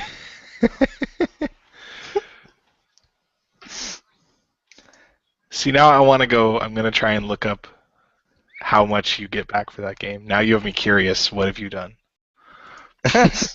No, it made him turn into Jim. He's evolved. Well, like, I don't know, just I've had sometimes where they're like, oh yeah, you'd get a quarter for that, and it's like, oh okay, never mind. But I've never had like, no, you wouldn't get anything. Yeah, or tell them hold a fucking bin near you and say, here's a bin, put it in here. I mean, I have, when I worked there, there were some games where if it was like really scratched up, it's like, okay, well the fee you have to pay is greater than or equal to what the game's worth, so yeah, you wouldn't get anything for it. But the like DS cartridges were like, those things are really rugged. I don't like, I can't imagine, like, well, I guess I could, but without a small child involved, I don't know how it would be so messed up that he would be like, no, we can't take that back. I think he was extra pissed at me because when I pre-ordered, what was it? I don't know, maybe before this, because when Bioshock 2 came out, I pre-ordered that, and he gave my pre-order to some old lady and gave her the poster that I was supposed to get, and that pissed me off, and I yelled at him a lot. But I don't know if that was before or after that. What's Richter's worst adventure game? Mine is the original Fable. What? For Xbox. I like that game, but it's like, I thought it was going to be an adventure game. But it's just like a... Yeah, it's a... Well, there were good parts of the game, but it was so limiting. Like, I thought it was going to be a third-person Skyrim, but it wasn't. It was like, you go to a room and it's, you know, like, oh, we're in the forest now, and there's a preset corridor you walk down. I'm like, oh. And it just... I was slightly shocked by that. Oh. Because of what those games count as, was that action and adventure. I thought this was in Zelda CDI as well. What? You think this is a better adventure than Zelda? What? No, I'm kidding. I'm guessing. Yeah, I don't know. I was saying. No. No, not at all. Well, the problem is I actually do like Fable, but it was really disappointing because I thought it was going to be more adventure, and I classify it as an action RPG, but I thought it was going to be adventure, so I guess that's why. But yeah, I don't know. It's not bad, but like I said, it felt like there was no adventure. Yeah, like where people are mad about Colonial Marines, how it's like, oh, it's just a corridor shooter. Well, this was a corridor action RPG. I guess I don't even think that's a category, but although it did let you eat pies till you became like me in real life, or drink till you vomited. That's true. You can also become evil by punching windows. Yeah. I just remember that game. It's like, I understood, because I felt they were trying to do the BioWare style games at the time, because it felt like it was trying to be nice to the old public. Like, okay, I understand it for the older public, where where he becomes evil, so he starts to get like Sith skin. How did it make sense? A normal human became evil, and now he grows devil horns. I'm like, the fuck's going on here? At least that's what I felt. I may have misunderstood the story. You get like a halo if you're good. Yeah, I'm like, you're like, well, I understand symbolically, but I don't think you'd actually. Okay, whatever. Yeah, I'm not dead. Or Super Saiyan 3 Goku. Yes. Super He's Saiyan not family. dead yet. Yeah, but like I said, I can understand. I can understand that because, like you said, it let you down. Which Yeah. makes sense. Yeah, I don't. Like I said, I did like the game. I don't think it was bad, but it was a letdown. So I'm gonna put it there. Yeah, but I understand because this is our personal least favorites. Yeah. And so next up is worst RPG. And like we just mentioned, a game that really let us down and was really personal choice. Knights of the Old Republic 2. What the fuck was that? Oh look, there's a part where you get to go back in time and meet Revan, which you were from the first game, but now he's completely in clothes he never wore, just so it can disguise his face, so you didn't see your character, and the story's all fucked up, and the gameplay's all over the place because BioWare didn't do it, and someone else tried to make BioWare game. Ugh. Knights of the Old Republic 2 is so fucking shit. That's the one Obsidian worked on, right? It might be, yeah. Which I find funny because it's like, yeah, I mean, I played it some, and I didn't dislike it as much as you, but I will agree it was not as good as the first. I just found it funny that like Obsidian worked on a sequel, like you know, BioWare made it, and they're like, oh well, I guess we don't want to work on the sequel. Make Obsidian do that, and then they did that with oh crap, I just forgot the game. Oh, Fallout 3. Like with New Vegas, like let Obsidian do that. I guess they're like they're the studio that makes the game that's not quite as that really good game. Yeah, That's like our official tagline. Yeah, I'll admit, the only reason it annoyed me so much is because, as you heard last time on the recording, Knights of the Old Republic got my best RPG and favorite game of all time, and storytelling stuff. I just loved the first game so much, but when I played the second one, I was expecting, yes, it's going to be like that. I'm going to relive the joy I felt when I did that, and instead, it felt like I was watching someone punch my child. So over to Pew for worst RPG. Okay, Final Fantasy X-2. Did you say Final Fantasy Dance Dance 2? Wait, no, what? Final Fantasy X Part 2 is one where they pretty much just play dress up and run around and... Yeah. There is dancing in that. Uh-huh. Yeah, it is. There's that pop number in the beginning. Yeah, and then it's again... With the booty with the drum set. Yeah. And they also thought, because you want to hear the song over and over, it was a whole freaking class, you know, song dancer, in case you haven't got enough of it, you know, because you just love her song. You know. Yeah, you got to hate it when something plays one song over and over again. And you know what another thing really did? Everything is great when you're part of a team. But another thing that pissed me off was there were classes that you literally couldn't complete in one playthrough. Like they just like The Alchemist, I think, took like 99999 like experience to like level up or something. So I think over like 3 games, I managed to like max her out. Nice. Like I'm like, oh, 3 games, I finally leveled up 1 fucking class. Like, Nice. Well, I would argue, would that count? What do you mean? Would it count? Because of what our next reward is. Oh, well, next word I have a different one, which is even worse. It's closer than to Crazy Taxi. Fuck it, we'll throw it up. Yeah. I've given up trying. For 10-2, I will admit, I played that game. I didn't think it was terrible, but there was definitely dumb crap in that. When you said like, oh, there's classes you can't even max out. Yeah, there's classes that you can't even like get in the game. That the official strategy guide was like, oh, you pick this option and you might get it. Like, because they're like, for one of the classes, like literally the strategy guide was like, okay, here's the 4 things you need to do, and basically if you screw up any of them, you won't get it. Well, even if you follow that list, you won't get it. And the problem is you get it so late in the game that you like if you reloaded from before you made those or before like the whole start of that list, you'd lose like 20 hours. Like, freaking stupid. Yeah, and there was like a bunch of shit you'd have to get. There's like things in that game where like, okay, like let's just say there's 8 chapters or something's probably like more. But there's things like in chapter 1 that if you didn't talk to like one NPC and make one choice once, in chapter like 15, this guy was like, no, you don't get this quest to get the costume because you didn't say hi to my brother in like 5 years ago in like freaking chapter 1. And Yeah. it's like, what? Why is that a thing? Let's just say I hate I hate those fucking namings with the Final Fantasy. Oh, it's a sequel to 10. Oh, cool, so it's 11. No, it's 10 too. What? It's 10-2. That's not a thing. I mean, you wouldn't see that in like fucking movies. Like, you wouldn't see, okay, Disney's now owns Star Wars. They're gonna go back and make Star Wars Episode 5 too. You wouldn't get that. Yeah, that game was. Well, I suppose it kind of counts in films with Rambo First Blood. Also, I really hated Riku was one of my favorite characters, and I hated the costume they gave her and turned into a giant skank, like a stupid like. Yeah, that was weird. It was really weird. She had the coolest costume because I want to cosplay as her from 10 because her freaking costume was awesome in 10. But like now she's like some kind of like beach bum skank, and I'm like, what the fuck is happening here? Can I just say, I don't know if that's a made-up Japanese name or if it's an actual Japanese name. I'm not going to try and cause an offence with that, but what the hell is up with Square Enix? What? Isn't that the exact same name as the emo dude in Kingdom Hearts?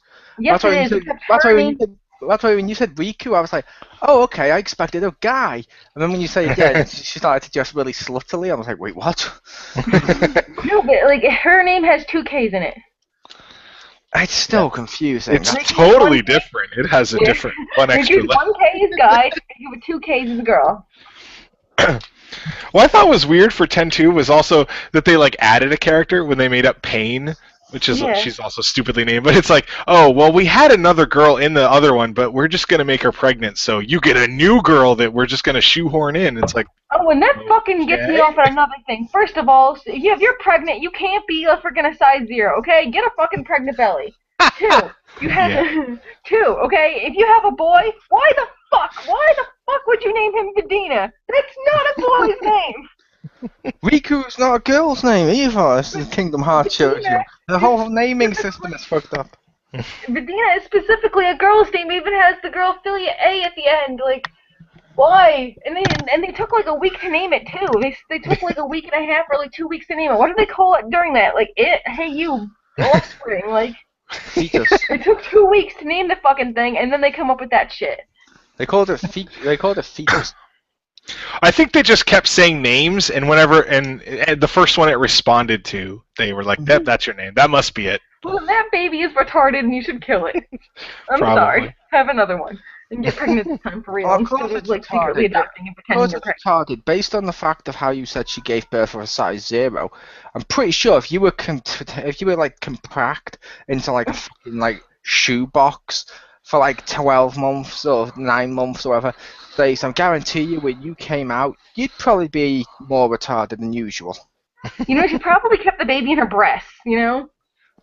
Because those could certainly hold the baby. Direct source to me. That's where she stored the baby. Fucking ridiculous. What's yours?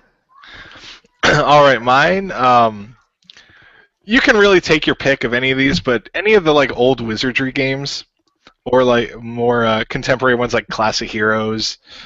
Holy crap! Sorry, I expected Mass Effect too. That was most disappointing, but that's. No, I think with these games is. At least I played more of those. Like the old wizardry games, I know some of it is, the limitations at the time, but like the newer ones, they're just like, oh, well, people liked it back then, but there's a reason shit changes. Like there's just so much dumb crap in there. Like they're rarely balanced. Usually it's like, oh, well, in this this level of the dungeon, yeah, you can kill most of the monsters, but over in this corner, there's ones that are twice as powerful. But you'll find that out, won't you? And you're like, what? And just other dumb crap, like when your person's dead, you have to you have to like go resurrect him in a church, and there's like a chance it'll work. No, fuck you. If I'm paying money, it works. I didn't put like 20 hours into a character for you to be like, oh, sorry, they're Ash now. Oh, that's cool. Good thing I saved. But and Until you mentioned the church thing, yeah, I was just thinking of Destiny. Well, it's like, oh, here's some level ones, you go explore like the cave next to it, and there's level fucking 30s or something, like blah, just killing you. Like their numbers are off the charts. We didn't know what they were, but still, like, what the fuck is this?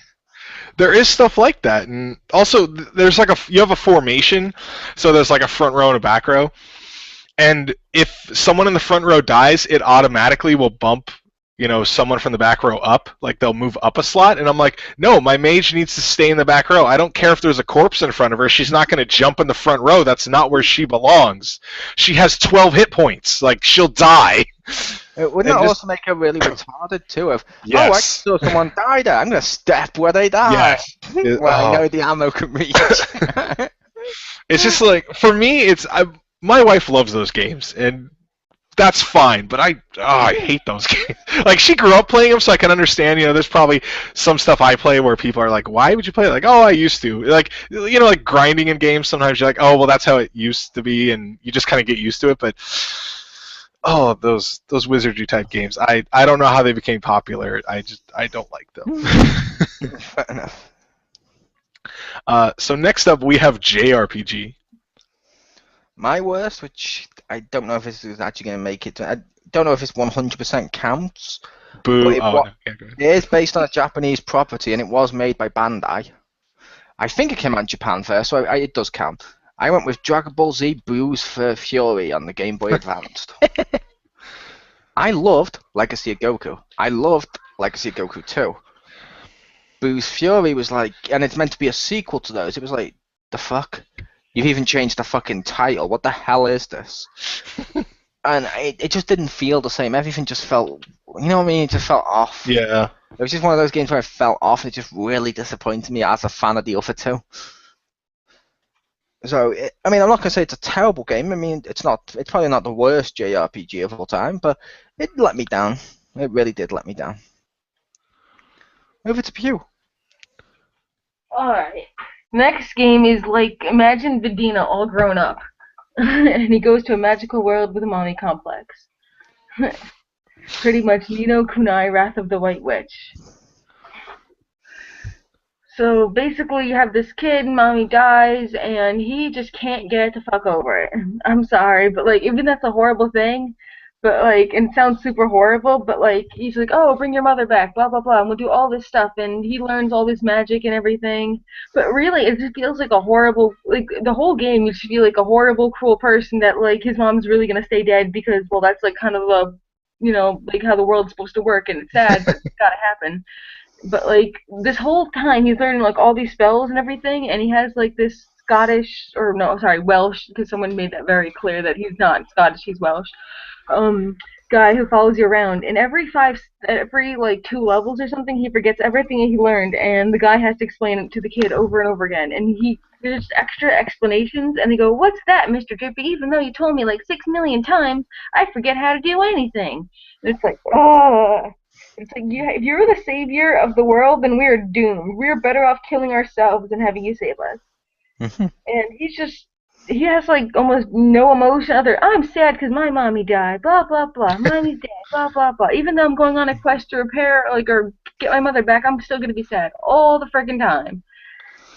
And he's really stupid. And the part that made me rage quit this game and like just I wanted to like throw it out the window was that you get this like master powerful wand, right? And it has these jewels that power it, and the jewels are too big. So literally, your balls are too big to fit the holes in your wand. And like literally, that's the thing. So and you have to go to this magic place before time to make the wand bigger, but you made it smaller before, so it would fit your smallest childish self. So it can't really be back to its normal size, and it's like, why the fuck? And then there's the fucking vagina monster. I'm not even kidding. This isn't a kid's game. Like, there's the place where fairies are made and, like, birthed. So they go inside this woman's, like, reproductive parts. Like, literally. And they go out. And she goes, can you take the babies out inside of me? I think they're scared. I think there's a monster keeping my babies inside me. And I'm like, What? That's where the vagina monster's from. So that's Yeah. where you got your PSN name from. Okay. Oh, fuck you. Like literally, you have to fight this freaking like blooper like tentacle monster, and the babies are behind you, and he's like snatching babies and stuff, and then you have to literally get birthed again, and as they call it, and that's like fucking weird. It's really fucking weird, and it's like oh, it's really weird shit, and oh my god, this is gonna fuck this kid up even more. He already has enough mommy issues. He's gonna be birthed again. Like, he doesn't understand the concept of you're dead, you stay dead. Please accept it. You're my mommy now. And then it Yeah, like dies. seriously. Yeah. Oh God, I really hated him, and I was almost glad. I'm like, you know what, kid, you're not getting your mom back. I'm glad you're not getting your money back. Learn it. Oh, such a stupid little shit. All right, so for for mine, and I gotta bring up one that no one's heard about, so I've got it covered now. I picked Ephemeral Fantasia. I was on PS2. It was basically a JRPG version. No, Isn't that the game where Mickey Mouse is a wizard? no. Oh. But it's. Oh, I'm trying to remember because I could never get far enough in it because I friggin' hated it. But if I remember correctly, it was set up kind of like Groundhog Day, where it's like, oh, you have 3 days, or like Majora's Mask, where it's like you have 3 days to do this, and then time keeps repeating if you screw up or whatever. But like I rented it way back when because I was like, oh, RPG, heck yeah, I want to play that. So I rented it, played it for like an hour, and that first hour is just all walking around town and talking to people and like this freaking setup that takes forever, and I just wanted to get to combat. I was like, okay, I've got it. We're talking. Can I try fighting too? I want to do some battles here. And then by the time I got to battles, I just didn't even care anymore. I was like, this game is so terrible. And then you do battles, and the battles are okay, but it's not worth all the like walking and talking to everyone. And I don't know, the guy plays a freaking lute, and he has a talking mouse or some shit, and I don't even remember. And oh, and I tried to play it again years later, and I got farther, but it's still just bad. Like, I do not like that game. That does sound pretty bad. Yeah. So next up is arcade racing. And I went with Wacky Races Crash and Dash on the Wii. I've mentioned that in the past to people. Wacky Races is just so perfect for a Mario Kart type game, right? So what did the people who make this game do? They decided, fuck that, let's make a point and click racer. What? And when you get to play through it, just go watch the gameplay on YouTube or something, you'll see it. Oh god, they made so many mistakes and so many stupid choices that you're like, how can you fuck up Wacky Races as a racing game on the Wii that has Mario Kart, a wheel for it? How can you fuck this up? I almost feel, Wow. with how bad they fucked it up, I almost feel like they went out their way to fuck it up. Like it was on purpose. Yeah, it's the only way. It's the only way you could produce this. They're like, let's see if we went all based on the Wii go with Mario Kart. Probably gonna break records on kart racing games and stuff. Let's see if we can break the record for being the worst received racing game ever. Let's see if we can do it. What? People like racing with how they do on Mario Kart? No, let's make them do it like a point-and-click adventure game. Oh, people like to see if they're in the head? Let's make everyone stay together. Well, when you told me about that game, like maybe a year or so ago, Yeah. you're like, oh yeah, Wacky Races. I'm like, oh, and you're like, yeah, you'd think it'd be like a Mario Kart clone. I'm like, yeah, and you're like, nope, and you explained it, and then you like linked the video, and I was like, how is that a thing? How do you screw that up? Yeah. Well, it has racing in the title.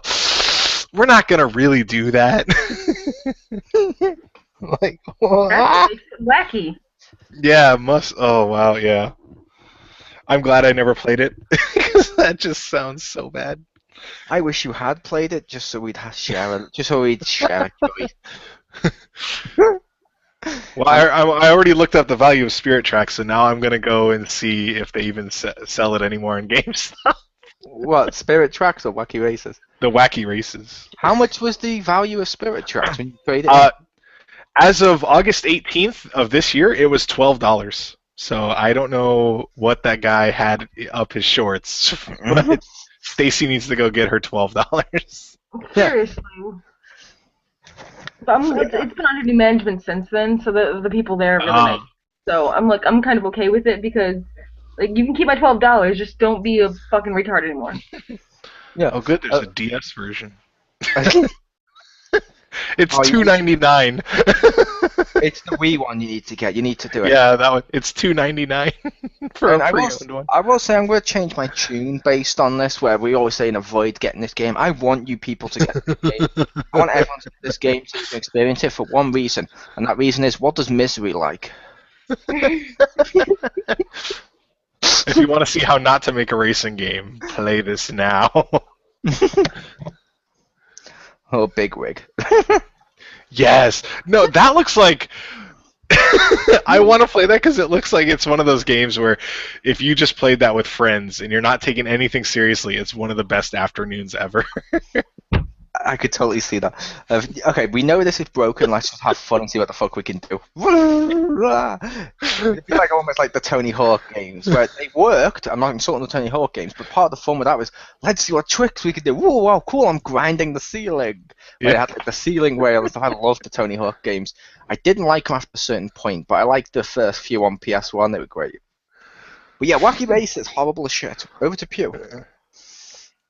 Alright, I haven't played many other racing games besides Mario Kart 8, so I kind of have to default this just because it's boring, not because it's bad. You didn't play any of the other Mario Kart games? I like the Mario Kart games. Oh, you said I haven't played any of them besides Mario Kart 8. I was like, what? No, any besides Mario Kart, the series. Oh. Mm-hmm. So okay. I played Forza Motorsport 2. That was existing and boring, I guess. It was just a regular racing thing with cars that are realistic. You could almost argue it's a simulation. Yeah, I was like, wouldn't that be the next category? Doesn't matter. It's fine. It's fine. No. I'm sorry. I have an even worse simulation one for that. Oh, okay. You love it. Oh god, I dread what the hell her simulation's gonna be. Like she doesn't know that word. Crazy Taxi 3. Sorry, I shouldn't mean. No, but this game was just boring and it was realistic, and I don't really like games like that. And the only reason I had it was because I think it came with my Ultimate Alliance, because they threw in a free game for the Xbox, or I don't even know what it was. It was something. You get Ultimate Alliance. Oh, yeah, it was it was bundled with both those games. Okay. Yeah, that's the only time I played it. So I didn't even buy it. It was just there. I'm like, okay, I guess I'll try it. I mean, I didn't pay for you, so I'm not too broken up, but. No, but I will say the Forza series isn't bad for people listening. If you like simulation racing games, it's brilliant. I know the Crispy and stuff loves that series. Yeah, if you like realistic racing stuff or whatever, you're gonna like Mario Kart, yeah. Yeah, if you like Mario Kart, then it's not for you. But then I didn't pay for it, so I'm not too broken up about it. Nice.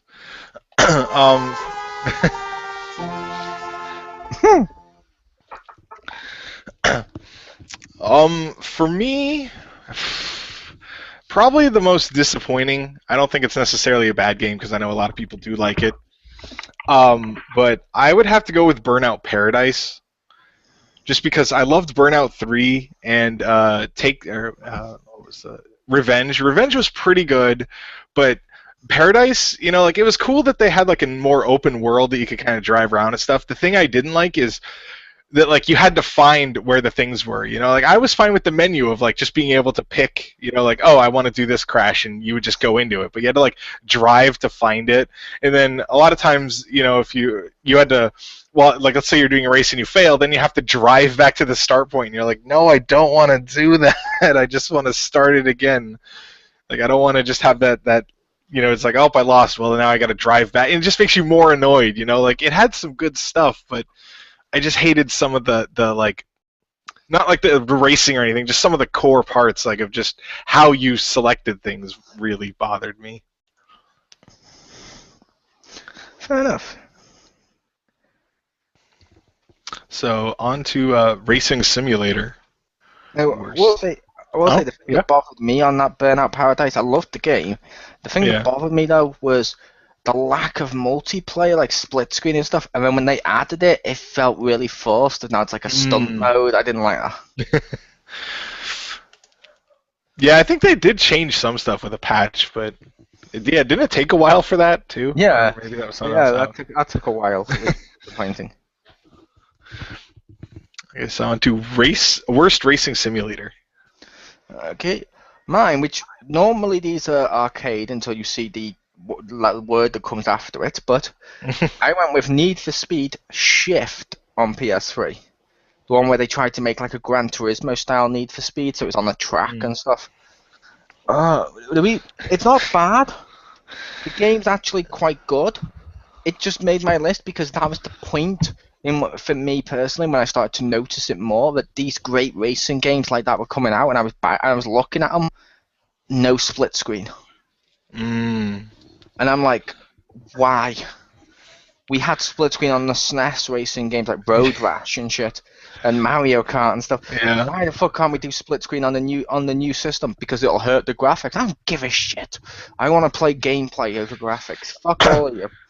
That's why I'm glad they're starting to do more and more local nowadays. Wasn't there actually a game where they stated that they didn't put in like it was in an interview or something where they said, yeah, we didn't put in split screen because we'd have to like cut the frame rate or something, and you're just like, who cares? Like the background goes by so fast, you're not looking at the background, you're not going to notice it. Yeah, they've said that a few times, and each time as well, I've been like, so and like, well, we don't think people would want that. And I'm like, I'd want that if it gave you split screen. It's not going to drop the frame in the single experience at all. It's just going to do it when you half the screen for split screen, which, guess what? They're having fun because they're with people. They're with friends. Yeah. They're with people I like to call actual humans. I know, it's rare to see an actual human. With online, it's like they've forgotten that that humans can be next to each other.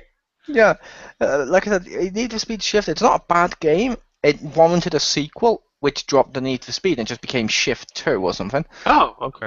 Which is kind of cool. It's becoming its own spin-off series and stuff. It just made my list because it was the point in which local multiplayer started to be graded. Or disintegrated or killed, whatever you want to say. I didn't like that. I'm a big local multiplayer fanatic. I much prefer having the dude next to me playing the game than I do online. I mean, don't get me wrong, I don't want to say no online because people like that, but I want local back. I want more focus on local again. Yeah, I agree. Over to Pew. I know you're looking forward to this one. And I'll preface this with my cousin trolled me with this game because he's like, "Hey, I bet you can't get one single point on this game." I'm like, "Okay, what is it?" I'm sure I can get like one that bad. You know what it is?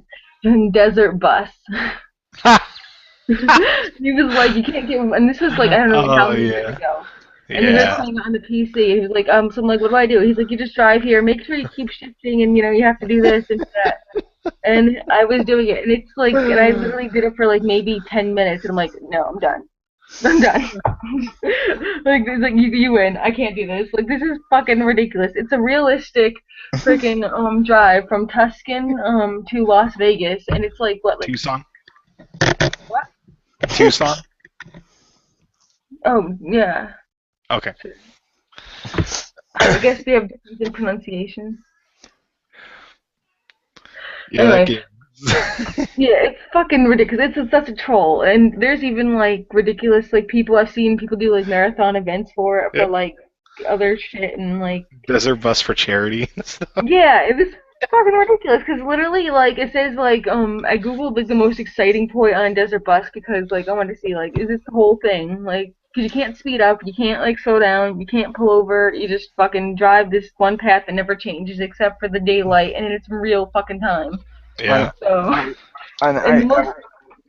I was just going to say, when Richter mentioned Desert Bus for Charity, just want to point out, because we can do this, because it's not under the news and stuff, just mention quickly, actor Will Ferrell is streaming video games for charity. You're gonna get to hear Will Ferrell play video games. That's gonna be fucking awesome. Does he should play the Lego Movie game and then have to beat himself up and then just have an identity crisis. Yes. But I'm sorry, Pew. Yeah. The most interesting point in the game is when you're 5 hours in, a bug hits the windshield and splats. That's the most interesting part of the game. And you get 1 point when you drive like 6 hours there, I think, and 6 hours back, and you get 1 point every time you reach a location. The maximum amount of points you can get is 99 points, and that would take 33 days in real time to complete. Just to let you know. That's nice. over a fucking real time. Yes. Yeah, it can't go above like 40 something.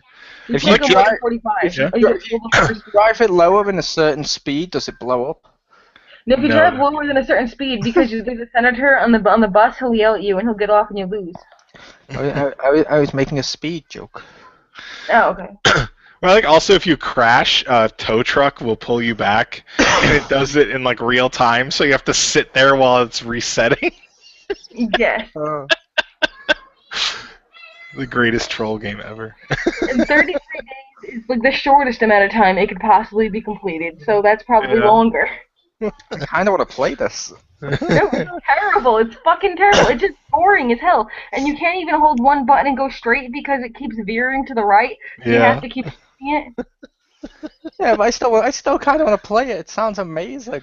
It's terrible. It's a game that a lot of people should play because it's like this Penn and Teller thing where they were like, video games are violent, so we're gonna make a game that's like not violent and it'll really teach you something. And here you go, because there was like a little intro video to it and everything, like about how like this is like how video games should be or whatever, and like because it sounds like, for example, Surgeon Simulator, where it's horrible in terms of gameplay, but that's what makes it awesome because of the trolling and the shit that goes on within it. So I kind of actually want to experience this game. If you that's for. If you do it, then I want to watch it. I want to watch you play this game for 5 hours just for a troll. To see that magic bug splat on the window. I'd feel so bad if you had to pee though in the middle because you can't even like pause the game or anything. You can't. Okay, this is a straight run and I go pee. And you hear me mute the microphone, my bus is still going as I'm just holding the accelerators and peeing. Like tapping left every couple seconds. Yeah. You have to, because it'll be your left or right or whatever, because you have to keep adjusting the steering wheel. And hey people, welcome to the live stream with Chriz, aka The Mole, and I'm gonna do this bus game that Stacey highly recommended. And for the whole 5 hours I sing The Wheels on the Bus Go round and round. Well, the game, the actual is 6 hours. It's just 5 hours and the bug hits you. You have to go for 6 hours. Yeah, so I'm doing it for the 6 hours singing that song and just having fun and just being like, yeah, this is actually kind of fun. Whoa, did you see that tree over there? Cool. There are like no change of scenery. It's all desert. Yeah, there's like a rock every couple minutes. The rocks appears every couple of minutes. That would be, yeah. He appears via satellite. Yes. Spoiler, he was Soundwave in the Transformers movies. Oh, I'd take that. This is a terrible simulator game, I think. Yeah. It's so good a simulator that it's not a game. All right, so as maybe no surprise from last week, I don't have a worse racing simulator game because I don't think I've played any. Sadly. Didn't you play the one Stacey mentioned? Yeah, but it's I don't know if I consider it a racing simulator. Well, like I understand her reasosoning behind it, but it's like I don't know. It's like supposed to be bad. I don't know. It's weird. Like after hearing about it, I got what I expected out of it. So it wasn't a disappointment. It's just it was designed to be bad. Yeah. Oh yes. It's very intentional that it's like that. Oh, okay. It's like they thought of every way to make it a terrible experience and did it on purpose. Yeah. It's supposed to be. It's not like Big Rigs where it's just like like they tried to make it bad. It's a joke. Nice. Penn and Teller were the ones that like. It was. I think they canceled the game, but it was supposed to be on like an official game that they were making that had a lot of mini games that they all designed to just be terrible and make fun of. Yeah, like that game came out eventually, like Bond itself, but it was supposed to be like in a collection with other ones of just games that they made that were like anti-video games. And I will say I do like Penn and Teller, although every time I look at them, I still think of the Lord of the Wizards in Sabrina. Yeah. Nice, yeah. So next up we have Fighting for Fun. This will come as no surprise to anyone. Dragon Ball Z Budokai Tenkaichi. Every one of them. What do you want in a fighting game? Would you like a fighting game where anyone could win based upon skill or how they're using their character, or would you like a fighting game where it's the first one to hit the move button and then power up by the time the other one gets up and just keep repeating? Which one of them sounds more interesting to you? I mean, and people say, well, it's the closest to a Dragon Ball Z simulator. Yeah, who remembers the time Frieza's soldier beat Goku by spamming energy beams over and over again until he died? No one. Not too. I understand they included a huge roster, but that doesn't make it good. That's just literally polishing a turd. And it's like, no, those games were fucking atrocious. They did some stuff right, like the flying and stuff, but the main core of how you won, you could literally just stand there with like a burger in one hand, press power up and stuff, while eating or taking a drink or something, and have no effort. And suddenly, it was no. This is why only people who make Budokai should make the fucking Dragon Ball Z fighting games. Admittedly, when I saw Marcus play that game, he had to resort to doing that, so I will definitely agree that that's a winning strategy. But the only fight I remember him doing where he had to do it was against Broly, and I like Broly in his first appearance, and I thought that fight was hilariously accurate because he would run in and start punching him, just be like, do like a combo, and Broly just wham and just smack him away. I'm like, yeah, that's legit. That's how it goes. And eventually, he had to just like shoot him with a fireball, charge up while he's like dashing at him, and then keep shooting the fireball. I'm like, wow, that worked. But watching you try to do it was more hilarious. Yeah. Which, admittedly, with the computer, you could do other stuff. You could. Yeah. But whenever like the normal people, just Broly didn't give a crap. Yeah. And whenever you went online, that was all it was. Whenever you went online, it was whoever got the first hit won. Yeah. Yeah, I think the Budokai non-Tenkaichi games were, even though I didn't like some things about them, they were, I would definitely agree, better fighting games. Yep, but I'm looking forward to Xenoverse. Nice. Or Xenoverse, whichever one it's supposed to be pronounced. It's got an X. It's kind of cross. Crossy-verse. Cross Xenoverse. Yeah. I'm just going to call it Xenoverse because it starts with an X, like Xena, Warrior Princess. That's fine. Yeah, that's how I do the Xena. It's like the Warrior Princess. It's not like, it's like some Japanese game or something. No, it's like the Warrior Princess. That's legit. Over to Pew. Okay, Soul Calibur, the one with the Star Wars characters in it. Number 4. Yeah, because I enjoyed the Legend of Zelda one, and that was awesome. But this one was like kind of shitty. Cause I just felt like, if you're gonna play the fucking Jedi, man, why can't I just instantly kill everything? Because you don't have the only thing that can stop a lightsaber is another fucking lightsaber. And they do the weapon clashes with like a guy with a samurai sword, and you're like, no, it melt through that. Yeah, you can't block that. Yeah, and like I said, I hate you so much, Stokes.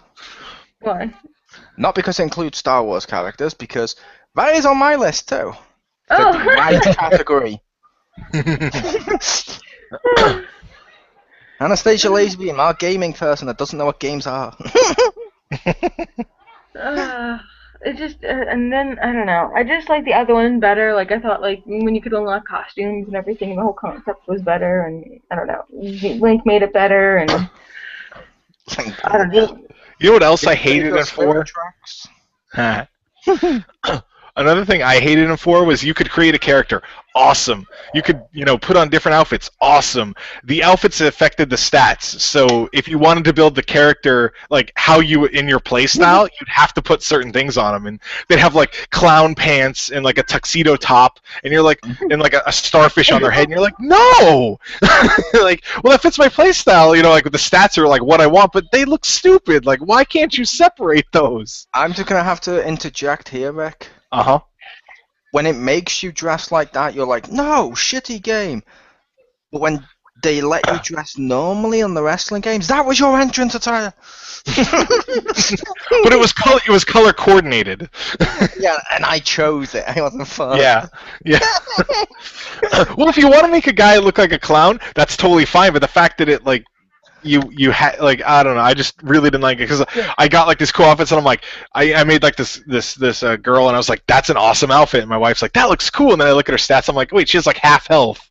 So like she had like she was like fairly strong, but she had like no health and she was slow, so like they would a lot of times hit me first and then I would just die. Like they would do a combo and be like, well, that was cool, I guess. Yeah, and I suppose the difference with them is obviously, like we said, choice. It's like the difference between rape and passionate sex. There you go. One's a choice, and the other's just a choice Simon makes.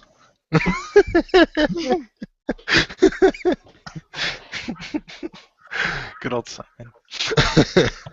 And I'm not just talking to people either. He'll even look at park benches and be like, you know what, I'm going to break that.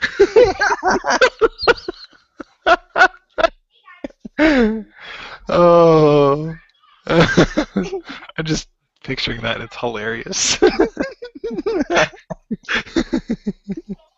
The cops arrest them. He's just like, it'll never stand trial. And they're just like, no means no. Yeah, you can't. Bench on the witness bench. You can't rape the bench. No, you can't. Get off it. But your sign says don't sit on the bench. It doesn't say I don't want to sit. They're like, that shouldn't be a sign. Dude, some hospitals have a sign that says like, "Do not have." What is it like? Do not have sex while women are in labor. So I wouldn't be surprised if there's somewhere where there's a sign that says, "Do not rape bench." Oh, I'll admit I wouldn't expect that. Like I've bought hoovers or vacuum cleaners, depending on which one I go with, where it actually says not for use for sexual gratification. And I'm like, fuck you! It's not. I bought this. You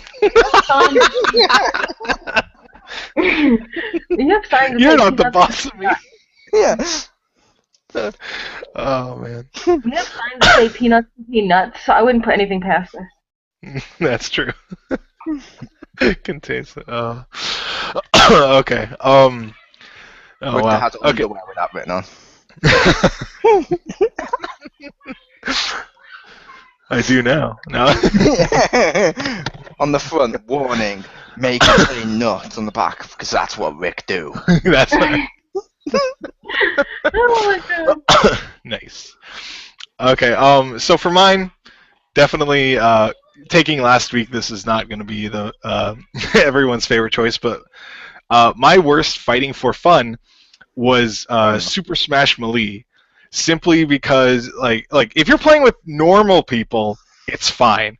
If you're playing with people that can wave dash, I hope they fall in a fire and just die. Because like that, nothing. Is that like that go to the side thing? Yeah, it's like where you like cut the animation. Because I have never seen it because I really like that game, and then I played someone that did wave dashing. I've never seen the fun sucked out of something so quickly. Like you just can't do anything if you don't do the fucking animation cheat or whatever, because they're just like they move like super fast and they pick like freaking Fox or Falco and they can just do this ridiculous, like they can move faster than anyone else, and it's like and there's just like no fun here if you fight someone that's like competitive in that game. Like just playing it casually, okay, but if you play someone that's like anything competitive with it and they're doing the wave dashing, I can't stand it. I will admit I had a rule with that. Mm-hmm. If we'd agreed before the fight whether or not we were going to be allowed wave dashing. Right. So then, if we wanted to do a competitive fight, we'd wave dash against each other and it'd be close. Right. And if we were playing someone new, none of us would do it. Nice. Because I don't want to play a game.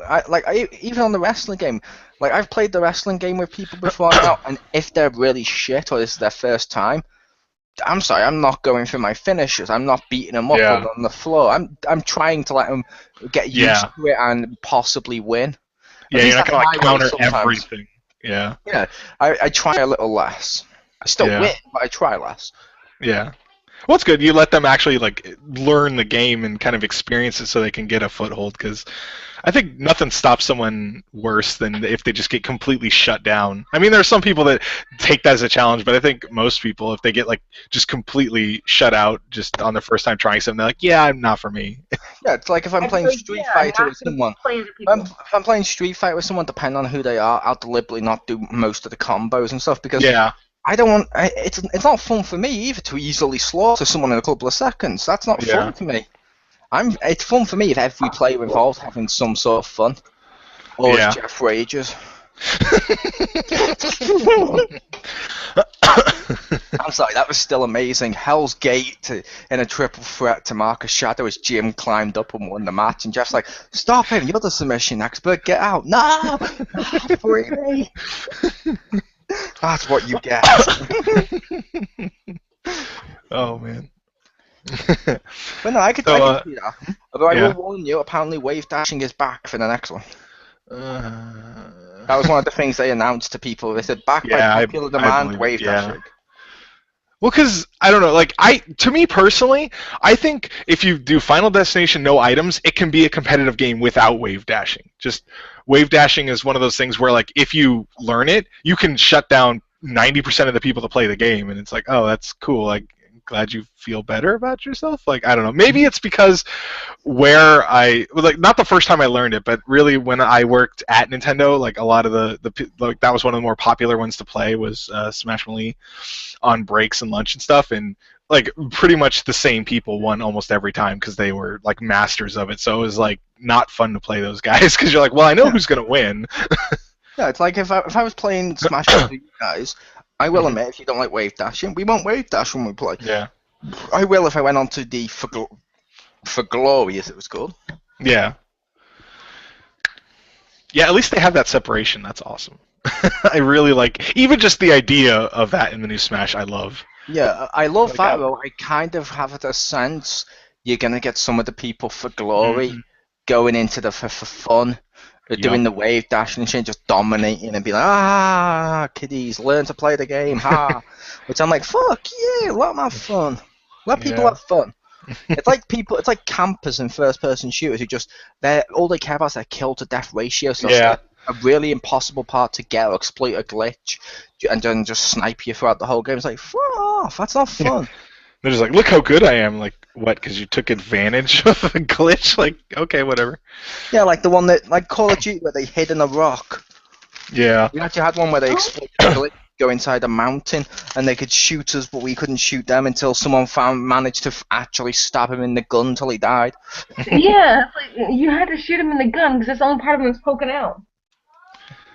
I remember one of the, I think it was a Call of Duty, there was a part where you could like crouch down or go prone and you'd crawl backwards and it would like glitch you on top of a building or like in a wall or something, and it's like, no, that's horseshit.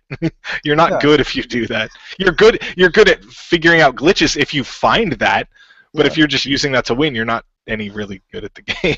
And I always find at least you're not proving. I always find people, and no offense to certain reviewers, I'm not going to name and shame Marcus, but it's a case of when it comes to the, you know what I mean, where like there's an exploit in the game and they instantly take it and like, so it's not cheating, it's part of the game. It's like, fuck off, you know it is. You know it is. That's true. So next up we have Fighting for Glory, the worst. Soul Calibur 4. Nice. The reason why is, like Pew Pew, I kind of enjoyed, okay, you got a guest character for the third one, that's kind of fun. The fourth one, with the Star Wars people, yes, the lightsabers, three swords was ridiculous and stuff, but for me, that was the point in which the series, for lack of a better term, completely sold out. Like, nowadays, you can get it in, like, the last one had, like, the assassin from Assassin's Creed and stuff. It's like, it seems like you're concentrating more on getting the licenses to get the guest characters than you are building your game. That I don't like that. And the gameplay just seemed, at least in my opinion, the gameplay's gone downhill. And it seems to me it's gone downhill because they were more concentrated on which licenses can we get so we can build their models. At least that's how I felt. I don't know if anyone else felt that, but that's what I felt with the fourth one. It had some good moments and some good stuff. Like, and why the fuck was the fucking apprentice in there? He was fucking broke. He was, but I was like, yeah, he was broken as fuck. But I'm just like, why would you do this to your own series? You deliberately, it sounds like you killed it for the idea of making more money. I don't like that. Yeah. I understand as a company you want to make money. I get it. But still, dick move, dude. Dick moves. There with the view. Alright, I don't exactly know if this counts. Because I imagine for glory just means like fighting actual people and then they get to fuck you up. So in that short period of time where I played Injustice. I will allow Injustice.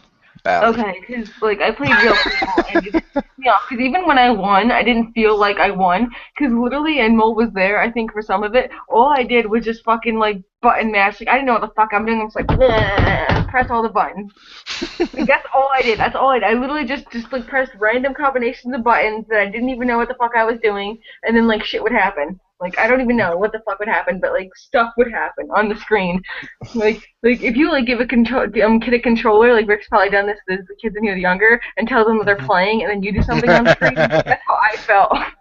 They're like, I don't know what I'm doing. I don't know how to do anything.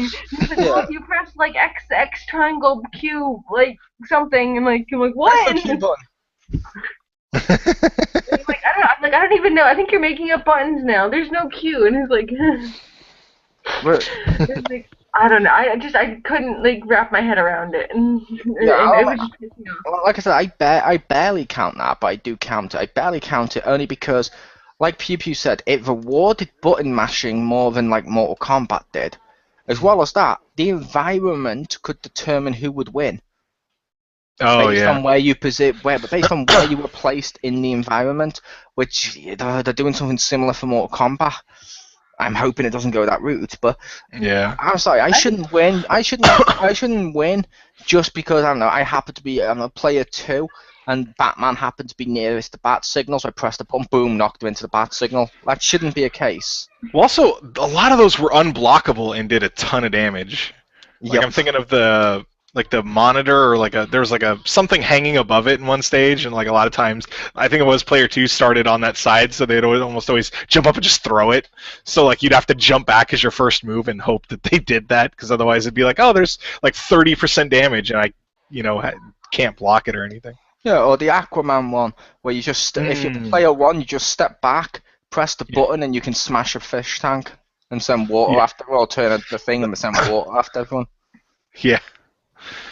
Cause like I didn't lose a lot in that game, but like, cause I won like half the time or whatever, but like I didn't feel like I did anything at all. Like I didn't even know what the fuck I did. Like the most frustrating thing is like, okay, I won. Now each time I tried to figure out like what I did, you know? Why did I win? Happened. And I couldn't figure it out. I just couldn't wrap my head around it. And all the times that I tried to figure it out, like actually learn it properly, is the times I would lose. One does not simply learn. And nice. So I was like, fuck it, I'm just gonna press any goddamn thing. And it was really stupid. It wasn't even fun winning. Nice. Over to Ricky. Alright, for mine, I picked Marvel vs. Capcom 2. Just because I do like that game, but glory-wise, there's 54 characters, I believe, 6 of which are viable. So why? Oh, probably. I can remember 4. I can't remember because it's like Sentinel, Storm, Magneto, and then. Oh no, I was making the. Oh, Mortal Kombat or Marvel vs. Capcom 3. I gotcha. Yeah, I hated that, the easy. Yeah, Yeah. Well, honestly, as much as 3, yes, is very broken because I think there's like 2 or 3 characters that are like everyone. The best explanation I heard of 3 is every character is good, but there's 2 or 3 characters that are better than good. Yeah. But like just 2 kind of set that precedence, and yeah, it's kind of famous because it's so broken, but it's been competitive for like 10 plus years, and I don't know, just I like watching people play that game unless they use that top tier team, and then it's like, oh, never mind. It's not it's not that glorious because you know what they're gonna do, and you know that they're using these tried and true like really cheesy strategies, like where Magneto can completely lock you down by rushing you, and Yeah. like Sentinel, that stupid infinite with the like Sentinel Force, and then the laser rocket punch Sentinel Force. Like if you have 5 levels with him or Cable, you know what the next like minute of gameplay is gonna be. And you're just like, ugh.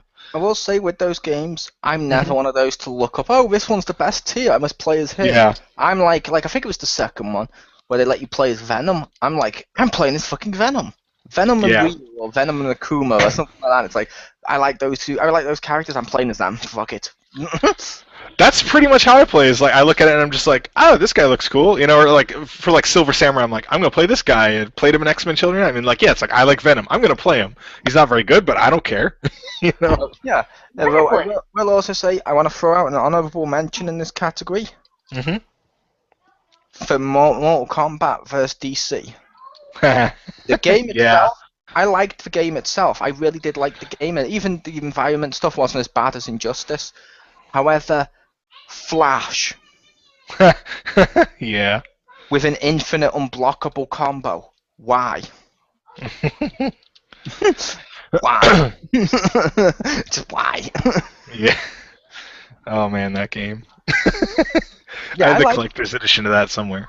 Like I said, I liked it. I don't know if you liked it. I liked it. I just didn't like Flash's unbreakable, basically unblockable, unlimited, kill you in one hit go. It's like, no. Yeah, that was. Yeah. Which version of Marvel v Capcom 2? Or which system did you have Marvel v Capcom 2? Oh, I didn't specify, so I'm. Well, because aren't the ports really good of it? The PS2 and the Xbox ports, I thought were pretty good. Oh, I didn't I didn't mean anything dickish, but I just meant the only reason I was asking is like I know like I wasn't sure like if you had it. Like, I think I had it on Dreamcast at one point. I have the Dreamcast and I have the Xbox version. Sadly, well, for better, I don't know if this is sadly, but I didn't buy it when it was available on for the digital version on PSN or Xbox Live. I didn't buy that, and like now that it's delisted, it's like, do I want to buy it? I mean, I already own 2 versions of it. So, although the nice thing is those versions had all the characters unlocked. Nice. The Dreamcast version, I had the Japanese one where they expected you to get the what was it called? Well, there was network points first of all, where you got points for fighting online, which was fun because because I bought one of the first Japanese ones, so it didn't have the modem in it or whatever, so I couldn't do that. And then there was the arcade points where you had to get points by playing it in the arcade with your VMU plugged in, which they didn't have those units anywhere close to me. So. Can I also just point out that's also kind of hilarious. Marvel v Capcom games have broken ass characters, really broken. At least to my knowledge, Street Fighter Cross Tekken doesn't. All the complaints for that are mainly DLC, but the gameplay on that's so fucking good, but everyone just overlooks it, and I don't know why. Yeah, I think the only problem I remember in that character-wise was until they patched it, Raven was absurd at keep away. But that was like it. But yeah, other than that, I don't think there was any I don't think Jin was like remarkably better than Ryu or anything like that. Although he should have had Devil Jin. Yeah. Just saying, because of the trailer. Why am I getting? I don't know why I'm getting angry with that, but it still hurts me. No, I can go with that. Where the fuck was Gone? I liked them. No. But yeah, like I said, I can understand that with the brokenness of the second game. But well, like in a competitive setting, I feel that kind of ruins it. It does. Especially if that's all the people use it for. Yeah. I'm like, I don't mind being competitive in the games, but don't cheap. Yeah, when it's like, oh, these are the best ones. That's all I'm going to use. And when you see like two top tier people, or like two of the best people, they're almost always using the same team, or at least of a pool of like 6 out of 54. Yeah. It's like, why? Yeah, and I understand like a couple characters are going to be jokes. Fair enough, but fucking Cable, I hate him. Sorry. I hated him in that game so much. Anyway, so now we are on to worst MMO or most disappointing MMO. I went with DC Universe Online. Ooh. It started fucking awesome. That game started kind of cool. They did some stuff that just annoyed me, even from the get-go. Like, why the fuck are you putting Wonder Woman just... fuck it, she's in Metropolis now. Why the fuck is it almost the same, no matter who I pick as a mentor and stuff? It's like, no. But it was still somewhat enjoyable. And then it went free-to-play. More glitches occurred. They introduced crafting, which the people who made the game said at the very beginning they didn't put crafting in. And they promised us there would never be crafting in this game. And they introduced crafting. And they keep tweaking it. Each time they tweak it, it gets worse. I don't understand why you're doing this. It's almost like a social experiment to see if people will keep playing your game if you hurt it more and more. And at least that's how it comes across to me. And I'm sorry, some people ruin DCU or Universe Online as well. Like, first of all, no RP servers. I wanted an RP server. Yeah. I like those on MMORPGs. I like an RP server. I like a good RPG server. But still, besides that, why the fuck did everyone try and make Marvel characters and Power Ranger characters? And it's like, oh, fuck off. That takes me up the game if I enter DC and I see a load of Marvel people and shit around. And everyone was like, everyone starts it. The more people they got on free to play, the more idiots you got, which always happens because now everyone can get it. It's like you'll get people standing in the doorway in a way that blocks anyone from passing him. Oh. And fuck kind of Spider-Mans. I believe the correct term is Spider-Man. The fuck kind of people who shouldn't be there. Yep. Yeah. I voted for DC Universe Online just because I know there's worse MMOs out there. I've played some worse MMOs in terms of gameplay, but none of them just pissed me off or annoyed me as much as when that went more and more downhill. It went downhill faster than the Jamaican bobsled team. Boom! Cool Runnings reference for the win. Just out of nowhere, too. I was actually going to pick DCUO, but then I played another game. I played Maple Story. Okay, I have not, but... What? Well, I just... well, no, I laughed because I've heard of it, but I have not played it. I didn't know if my laugh would make people think that I had. So. Oh, I'd heard it and I heard it was bad. Like I said, DC was only on there for personal reasons, not because of gameplay reasons. Well, like this, at least DCUO is playable, even though it's bad. But it doesn't have a chance to be bad because it's broken as fuck. I mean, at least for me, because DC Universe is playable. Okay, it's playable for the first 10 minutes when I get to create my character. Yeah, and then you just start falling through the floor endlessly. I'm gonna have this on there. It's a great gravity simulator. There you go. When you fall through the floor, to keep going. It's a DC Universe Online. It's the first gravity simulator. But like literally, like Maple Story. I heard it's a Korean game. I'm guessing North Korean. It can't be South because they're not that crazy. If any Korean people are listening, we do not condone the actions of Pew Pew. I'm making you look. I'm sorry. I'm sorry. You know, a lot of Korean people can't take jokes, and I don't want to offend them.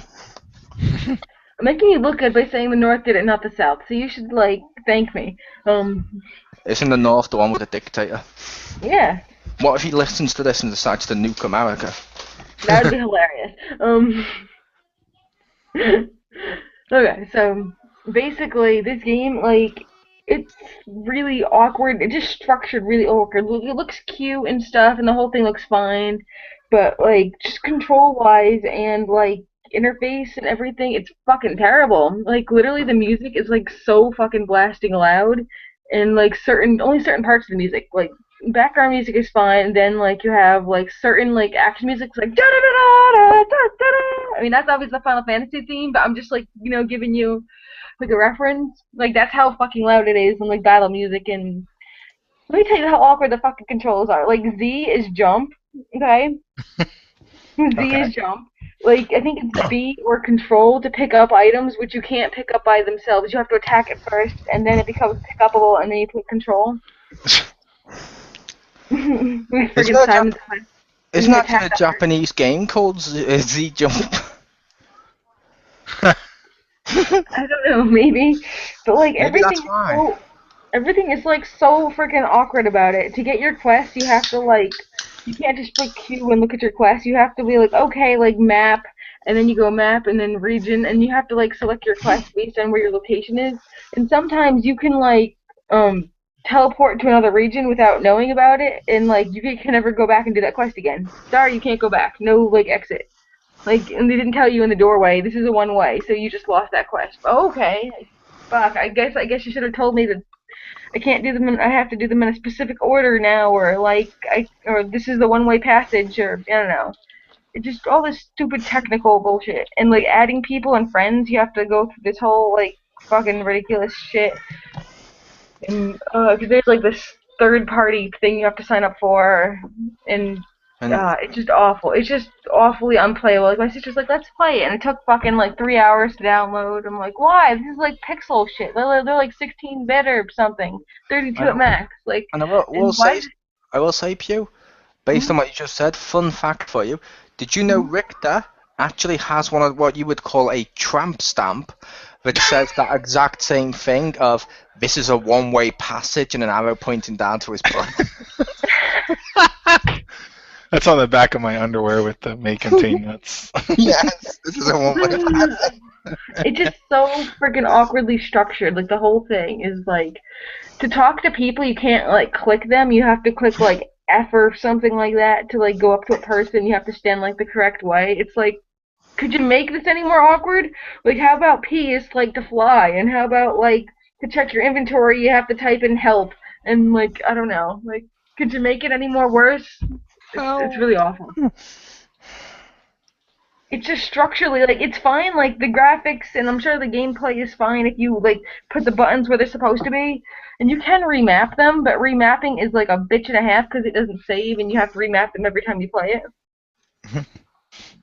So, like, it's just, like, fuck me. My sister said, like, when she started playing it, she's like, by the way, this game is for people who like to hurt themselves. I'm like, oh, really?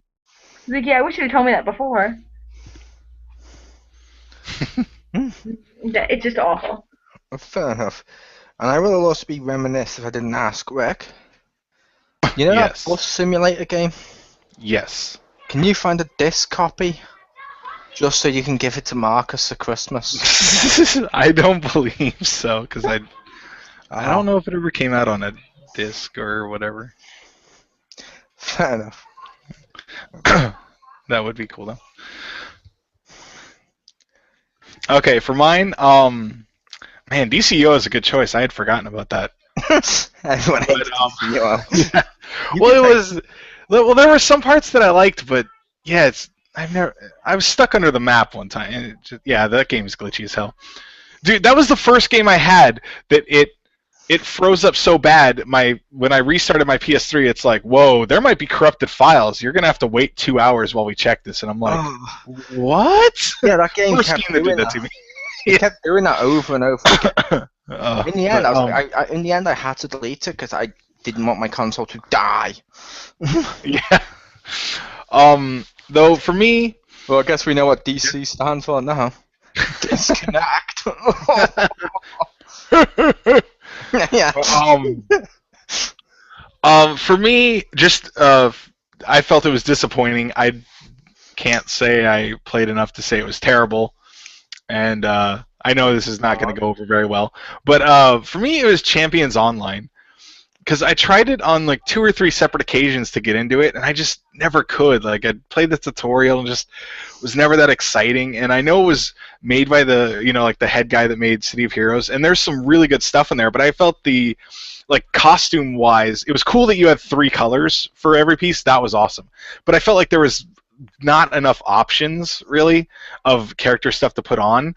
And when it went free play, I was excited because the one aspect that I was like, this is cool, was that you could like basically pick your powers like from any of them. So like you could shoot like an ice blast and a fire blast, and you could take like a psychic energy sword, and I'm like, that's awesome. But then like that was you had to like pay for, or like only subscription people could get that, or later they gave you a token where you could unlock that ability, but it was like. Oh, it was like $25 to straight out buy it, or you could randomly get it from the grab bags, and I'm like, no, I'm good. I'm like, just I think the transition to free play, they didn't do it very well, and just I don't know, I couldn't get into the game, and I really wanted to because I liked a lot of the stuff about it, but it never clicked with me. To be fair, that's fair enough. Everyone's different. Well, again, if we can do honorable mentions. As I joked about at the beginning, Matrix Online. I forgot that was a game. How the fuck do you fuck up people in the digital world doing missions as an MMO? Yeah, I forgot about that. That was. Yeah, it's like. I don't know how we should build this. Well, what is an MMO? Well, it's people at a computer playing something on the. Wait a minute. It's like, how do you screw up a game where you're a robot that shoots other robots and you can turn into a car? What's so hard about that? Yeah. Well, how do you messing up the Matrix Online because of how perfect it was for that genre is like what they did with Wacky Races. Yeah. With Richter laughing, I'm like mad. With oh my god, I forgot that was a thing. Just starts to laugh like hell. I'm half expecting to hear his wife in the background with coming down to what are you laughing manically about? Oh, someone just reminded me Matrix Online was a game, and we from her too. Well, I remember that made sense. It's like, oh, they should do that, and I remember that they were making it, but I forgot it actually came out. Because I remember Enter the Matrix, which didn't do that well, and then Path of Neo, which Marcus liked, and I felt like that should have been the Matrix game they made in the first place. But I like the idea of what they were doing with Enter the Matrix, but it's like Path of Neo, and then it's like, oh yeah, online. And I was like, oh yeah, they were gonna make that, but I forgot it came out. Path of Neo did improve on the first one, I will admit. However, yeah, online, how do you fuck that up? Yeah, like, it seems like you just. Online, yeah, like of all the Matrix type games you could mess up, an MMO. Wow. Oh man, that's funny. Okay, so next category is beat 'em up. This one gets double rage from me. Okay. One, because it's a franchise I love, and B, because it wasn't available here. I had to even pay extra money for this to import it from America using the freeloader disc or slash action replay disc, which let you play GameCube games from different regions, which was great for us because we kept getting screwed in Europe with games. So yeah, even though I had that, yes, I kept going out and buying official releases still and importing them. I give to you Dragon Ball Z Sagas. Not sure if you saw that. It was like a behind-the-shoulder look, and it was sort of like, what was that game on PS1 where it's like a beat-em-up, it's like a 3D plane beat-em-up. Oh my god, that was atrocious. Camera angle shit, gameplay shit. Fucking voice acting sounded like it was phoned in. The intro for it was fucking awesome, but the rest of it was like the intro's awesome, so that just builds more of, it's a Dragon Ball Z game, I want to play this. Oh, it looks so awesome. And I play it and I'm like, yay, I've got it from America. No one else over here has this, yay. I play it, oh my god, I've got actual brand new anime intro. Oh my god, this is awesome. And you play and it's like, what? What you talking about, Willis? It was just so bitterly disappointing. But yeah, I had to mention it. If you haven't seen it, look up gameplay or trailers, or look up the intro because that's the best part. But also look up gameplay. That game is a mess. I feel so bad that you had to go through all that effort, and then you're just like, Yeah, because I will admit did get the freeloader for Japanese Yeah. imports and American imports. That's why I got like Ultimate Muscle and stuff. That game, that's pretty cool. That was awesome. GameCube. Yeah, I wish it had more creative person stuff, but that game was cool. I will admit, I imported that. I imported Budokai. Mm-hmm. And because we had Budokai, but we only had the Japanese, and some of the friends I played with don't like playing games if it's all Japanese. They want the voices. Right. Fair enough, so I got that for multiplayer. I also got like Dream TV Fighters and shit like that. I imported a lot, and like Mario Base. I think Mario Baseball on that one did come out. I think the Wii one I imported when I found a way to slightly mod the Wii using an SD card so I could play imported games. Hence why I had Ghostbusters and stuff. Nice. Because I do support the ability to mod your console to make it region free. Yes. However, I do not support illegal versions of the games. I say if you do that, do it to import the games. Still fund the games. Pay for your shit. And speaking of not paying for your shit, over to Pew. Well, I didn't pay for this, so it was free for a weekend. You played it for 2 days. Yeah. Oh, Rick already guessed it last time. Skullgirls. Yeah, and I played fine and stuff. I just found it incredibly visually displeasing. Wasn't Skullgirls a fighting game? Yeah. Isn't that what it is? We're in beat 'em up. Oh. I don't have one for that one then. Oh, okay. Oh, my bad. It's okay. You can talk about Skullgirls again if you want. Yeah. And whatever.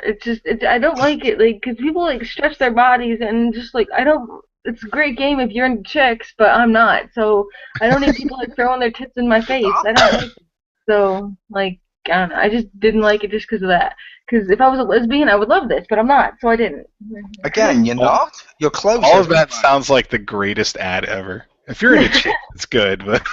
Yeah. If you love tits, then this is the game for you, but if you do not, then it is not the game for you. And like I've said before now, though, to be fair, you do dress like a lesbian. Fuck off.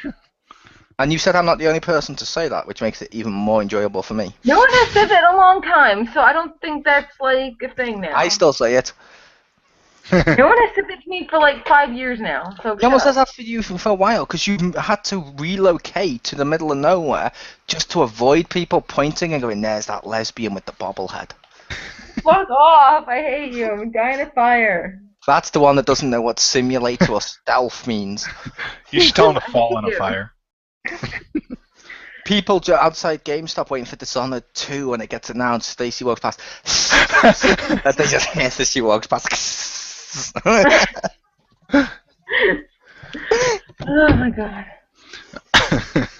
I'm sorry. It's always and to be fair for anyone listening, it is only she knows we're joking. It's only said with love. Yeah, of course. We don't And that. pure hatred. But mostly love and hatred. No, I'm kidding. I'm only mentioning that, Rick, because Pew Pew on one of her videos did get a comment from someone that thought I was actually being serious and thought I was extremely sexist. Yeah.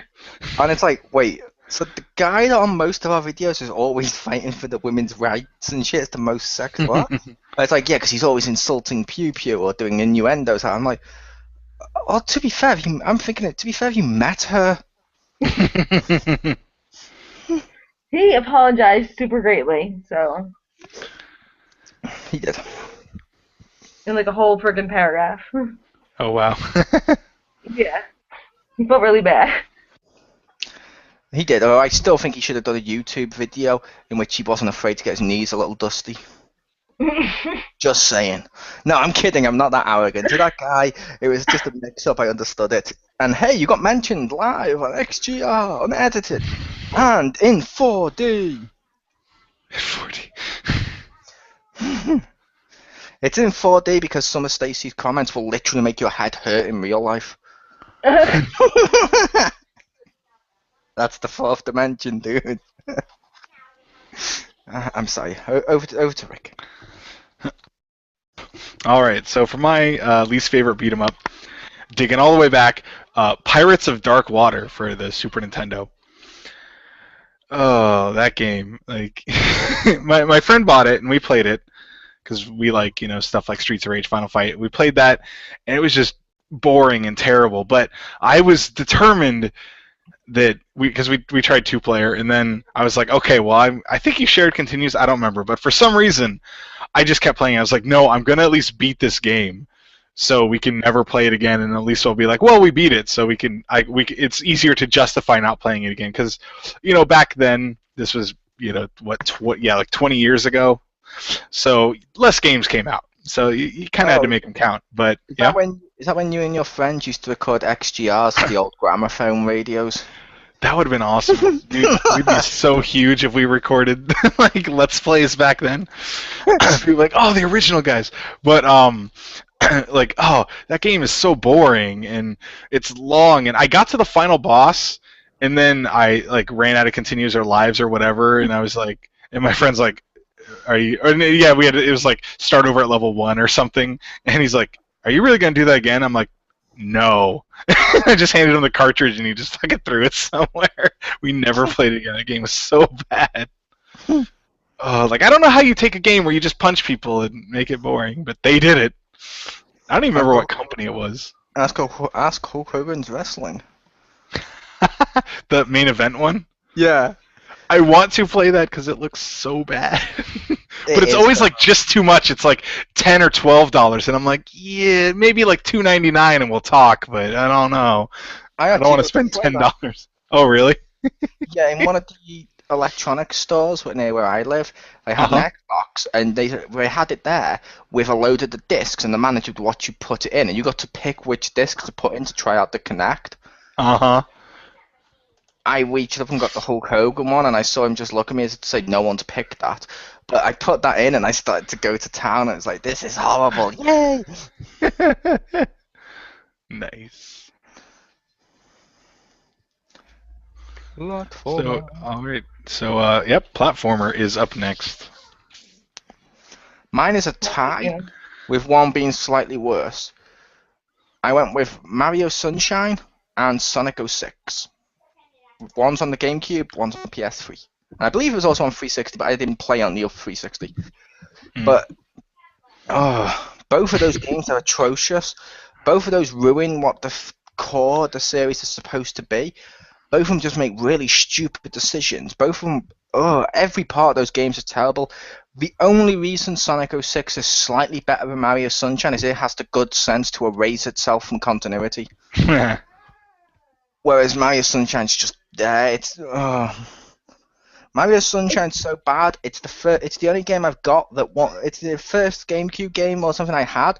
The one I had it, I was like, because as you know, I don't drive or anything like that. I was like, I could walk into town, get a taxi or a bus or something to go trade this into game, and I was like, but it's not worth it. It's not even worth the money to get there to do this. Fuck it, I just gave it to someone.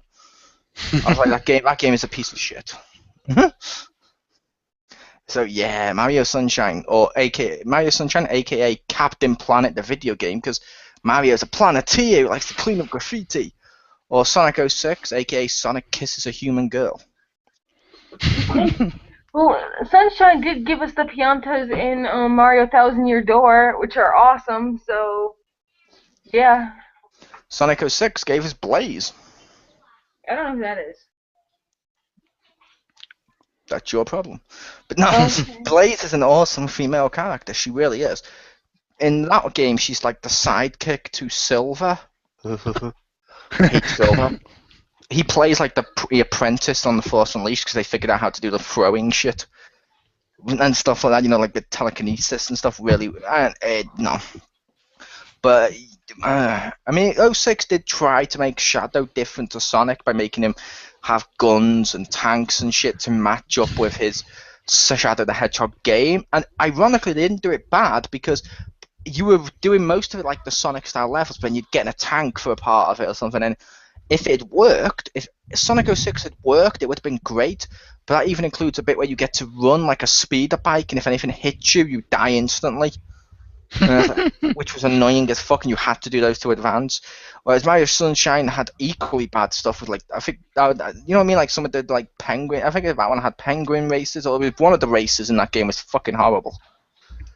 I hated it. Nothing good came from Sunshine.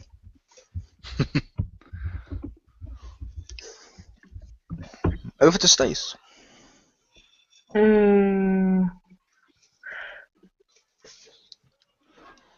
Mario Galaxy 2. I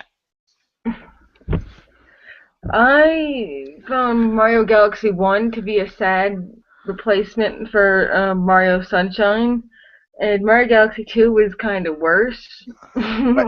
By sad, do you mean more accurate to what Mario was supposed to be? By sad, as in it took what I liked and made it more meh. And, like, it's, like, really insane in there. Like, I don't know. I just felt like Mario Sunshine was the perfect level of insane platforming, where this is, like, go fuck yourself levels of insane. It's like, I just felt like ones where I'd just be like there was, and like the first one I felt was way too easy because I could like freaking like get like nearly the amount of the stars that I needed already, and I wouldn't even need. I could skip galaxies and stuff because it was just throwing these things at me like this left and right, like they didn't even have real value. You just give me like a bajillion stars and fuck it. And in this one, I don't know. I just felt like I don't know. I hated the platforming. I hated all the sticky shit because there's a lot of things you stick to in those. It made me so angry. And like, I don't know, some of the anti-grav stuff would make my head go crazy, and I don't know. I just didn't like a lot of the mechanics in it. I hate that sticky shit, man. I hate the stuff that you stick to in games in that game, like all this sticky flinging shit. To be fair, it's still better than cleaning up graffiti.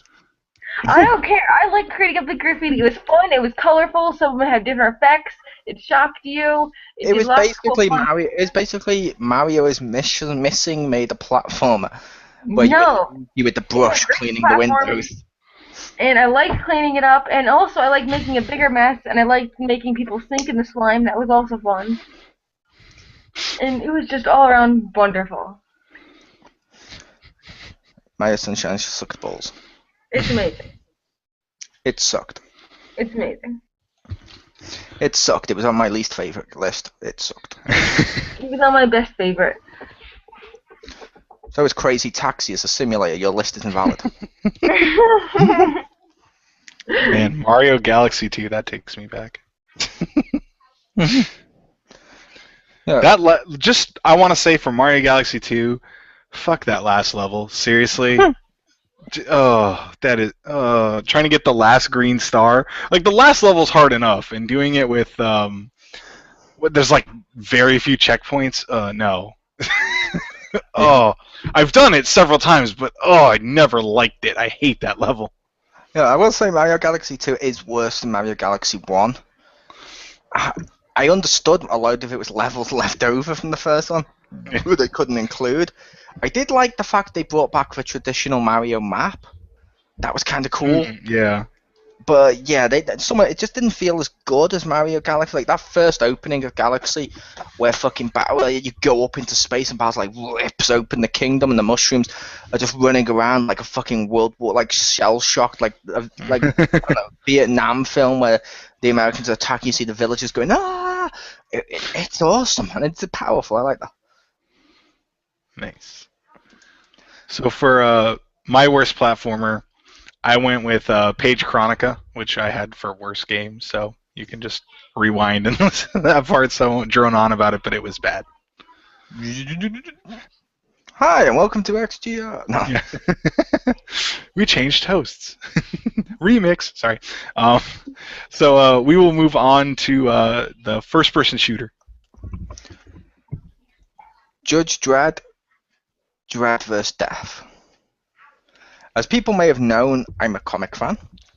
My favourite comic series of all time is Judge Dredd. The universe, how it interlocks, everything is so well intelligently designed within that, and the parodies and how they've done stuff like Dredd's technically the villain and all this other stuff. It's so meticulously done. And Dread v Death took the best storyline, in my opinion, of Dread versus, Judge Death, who's a dark judge and stuff. They took that storyline and they turned it into a generic first-person shooter on PS2, and it was like,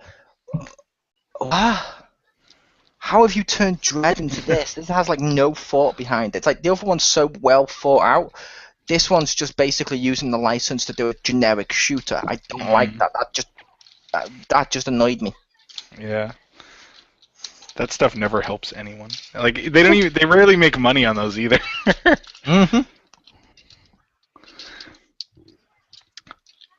Stacy, what's yours? Mine, I played Max Payne at a friend's house. The first one? Yeah. I don't know. I didn't really like it. It was really boring, and I hated the bullet time stuff, and I don't know. It was just I really didn't like him. You know, he's just boring as hell, and I don't know. I just thought he was. I will say that's a trip down memory lane. Yeah, I don't know. When Max Payne 1 came out, every game and every movie was doing bullet time because of the Matrix. It was just boring and generic. Once. At least that's what I felt. I don't know about anyone else. Yeah, they were doing it because of the Matrix. Yeah. I didn't like the AI. It was stupid. And, I would argue, show me a good AI. And no, El Tardo the rabbit does not count. Why would he count? Exactly. I just wanted to throw out El Tardo the rabbit, aka Oswald, or whatever he was called in Epic Mickey 2. Ugh. Yeah, I'm surprised that's not on this list. Other stuff must be that bad. Anyway, for me, worst first-person shooter, I went with Metroid Prime 2.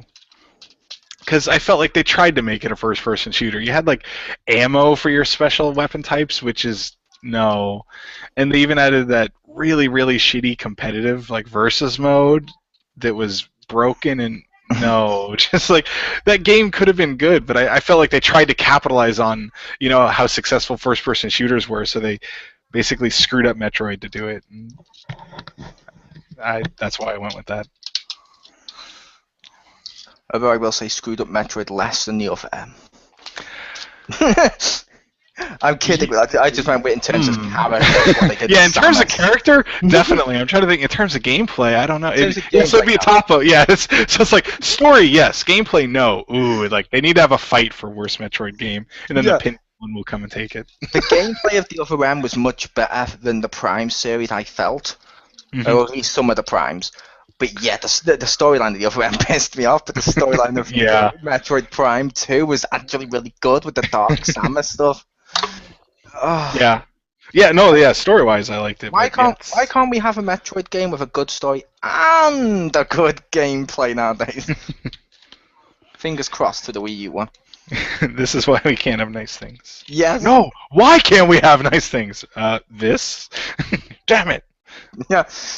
Oh, well, yeah, I mean, I have played the 3 Metroid Primes, and there isn't really noticeable difference from 2 onwards compared to the first one, which, yeah, I didn't think the second one was as good as the first, and that was disappointing. Yeah. I did like the first, like, I think it was the first where you used the, what do you call it, the nunchuck to go whoosh, and, like, whip the grades off stuff, and then turn into a ball and roll through it. It's like, oh, that's awesome. Yeah, that was the third one. Oh, is that the third? Yeah. Yeah, the first 2 were on GameCube, and the third one was on Wii, and then they ported all 3 of them in a package to Wii. Yeah, I remember buying the trilogy on Wii, so I couldn't remember if they had that on. Yeah, well, they basically added the functionality of the Wii remote for aiming and stuff, which, in all honesty, I liked Prime 1 enough, but with the Wii controller, like, I liked Prime 1 a lot. Like, it just, the way like, I don't always like the Wii remote and stuff, it felt so good in the Metroid Prime games. Like, you're just like, this is what they designed the whole system around. Why didn't they make more of these? Can I just say thank you for that? The reason why I agree, they did a great job with the controls in that, with the Metroid game.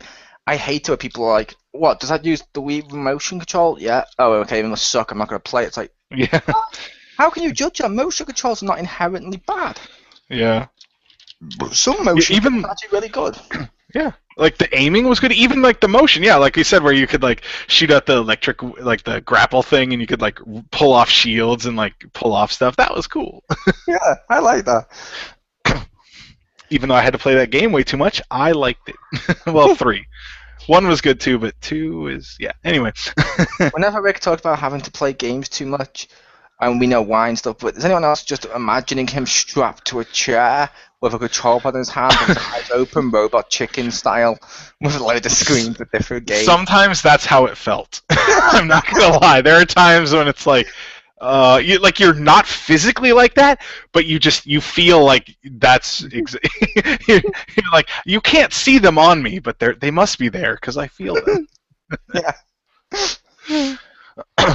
But so next up we have third-person shooter. Grand Theft Auto 4. Because Grand Theft Auto 4. No, I'll go into a little bit more details. I understood why they added more realism, and some people like that. I understand that. I just didn't like the characters. I didn't like the swap to more realistic than the fun sort of, you know what I mean, tongue-in-cheek. Yeah. Grand Theft Auto games, and I don't know. I just didn't enjoy the fourth one. The fourth one, to me, is just such a blow or such a letdown when you played it. It was like, why? Why would you make this? That wasn't mine, but that's a really good choice because like I liked 3, but 4. I mean, I beat it, but it wasn't. It was a letdown. I will say the DLC is slightly better. I never got around to getting that. Like, what was it? The Ballad of Gay Tony, or whatever it's called. Yeah. That one's actually better in terms of they bring back some of the humor and some of the campiness, so it's a little better.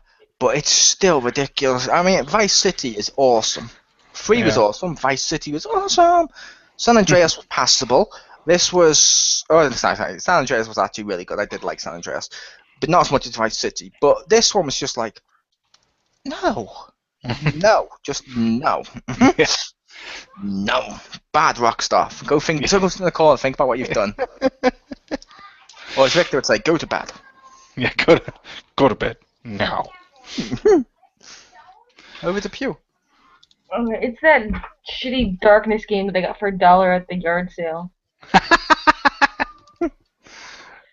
and like literally I got it for $1 because it's like, hey, can I throw this in here with the what else did I get? I got the cupcake decorating icing thing and the tool belt that goes on the walker for my grandmother. So I'm like, hey, we throw this in for $1 if I get this other stuff. And you're like, yeah, sure. Was that the Perfect Zero game? No, I thought it was the one called The Darkness. It's called The Darkness. Plays that gangster and he has like dark tentacles and little gremlins or something. That makes sense. I wasn't sure. I remember fucking drug dealer. I remember the Perfect Zero, Perfect Darkness. Perfect Dark Zero. Yeah. He looks like a douchebag drug dealer. Like, you've ever seen like Snow from Final Fantasy? What is it? What is it? Snow from Final Fantasy 12 or 14 or 13. Whatever. He looks like that, except he has long black hair, and he just looks really retarded. And like, I could play that game for like 10 minutes, and like, I thought it was really, the only thing that I liked in it was there was this guy who gave me a dialogue option, and I didn't want to listen to him anymore, so I shot him, and it literally stopped the dialogue. Like, I could literally shoot him to stop talking. Why can't you do that in more games? Game of the year. No. That's it. Like, I wish I did, because I had no idea what the fuck to do. He apparently was telling me what to do in the game, but I shot him, so I didn't know what to do now. So, like, I broke the game. Like, but yeah, it's terrible. Like, there's like, I couldn't shoot anything. Like, you have to be really accurate with shooting shit, and I don't know. I just couldn't even get past it. It wasn't scary or anything, or it wasn't even worth the $1 I paid. I got ripped off. That does sound pretty bad. All right, for mine, another controversial choice that I'm sure people will, not necessarily people here, but I know other people would really love to hear. For third person, I went with the first Uncharted. I'd agree. Simply because I felt enemies were bullet sponges, and you could do melee combos, but why? You always had to like run up to guys and get shot up. Like I don't even know why they put combos in the game. Like I never felt like you had an actual time to use them efficiently. You know, it was usually like, why don't you just shoot them? But in like the first game was hella hard with the like fucking like you have to shoot them like ridiculous amounts. Like I remember when I the first game, I was like, yeah, fuck you, hit you in the ground. Yeah, it was just like I know I still need to get around to trying the other ones, but like I just played the first one and I just didn't like it. Like I said, bullet sponge enemies, and I mean the scenery was pretty, but it just I don't know. I think it had a lot of problems that people. Better 3 is even better. I will say, make up your obviously make up your own mind. I'm not gonna say don't. I will just say on a personal note, I hated Uncharted 1. However, it got worse. Oh, really? 2 was worse than 1. 3 was worse than 2. Oh, I thought 3 was better than 2. I thought 3 was a great movie. I heard the aiming in 3 before they patched it was like, or maybe they didn't patch it, but I heard like the aiming was absolute garbage. For me personally, the reason I think the series went downhill is the second they added multiplayer, the single player felt worse than the first one, and it just felt like you've concentrated more on the multiplayer, so as a result you've hurt your single player. But I also know other people out there do like them, so obviously, like I said, try them for yourself. I was just saying that was my personal take. But I do agree with Uncharted 1 being shit. I just like the story of 3 better, though, so I would say that it does make a great movie. Yeah. And also, when it comes to Uncharted, I preferred it when it was called Tomb Raider. Yeah. Exactly. Yeah, I know that there's a lot of people that love it, so. when I on my site, when I actually talked about what I didn't like about Uncharted, a person actually was just like, no, man, that game's good. You should try it. Play it. Just try to get through it. And then I was like, whoa, wow. So, I don't know. So I'm anyway. I know that a lot of people would disagree with me, but that's what I put. So, on to puzzle games. Dr. Robotnik's Mean Bean Machine on the Sega Mega Drive. Okay, fair enough. Sonic Spinball worked. You took Sonic, you made it a pinball game. Cool. Taking Sonic and turning it into columns, and then not even doing it based on Sonic the game, basing it on the shitty American cartoon, hence why he's called Dr. Robotnik, and using all the shitty animations and the game. Oh, God, and there's not a single part of that game that's good. Not a single part. The only thing I would say is slightly good is the fact you could say, oh, this is connected to Sonic, the series, which is good. That's the only redeeming quality. Or the fact if your table led's wonky, you can hold it up with the cartridge. But besides that... yeah, I don't like that game. We still need to get together and co-review it.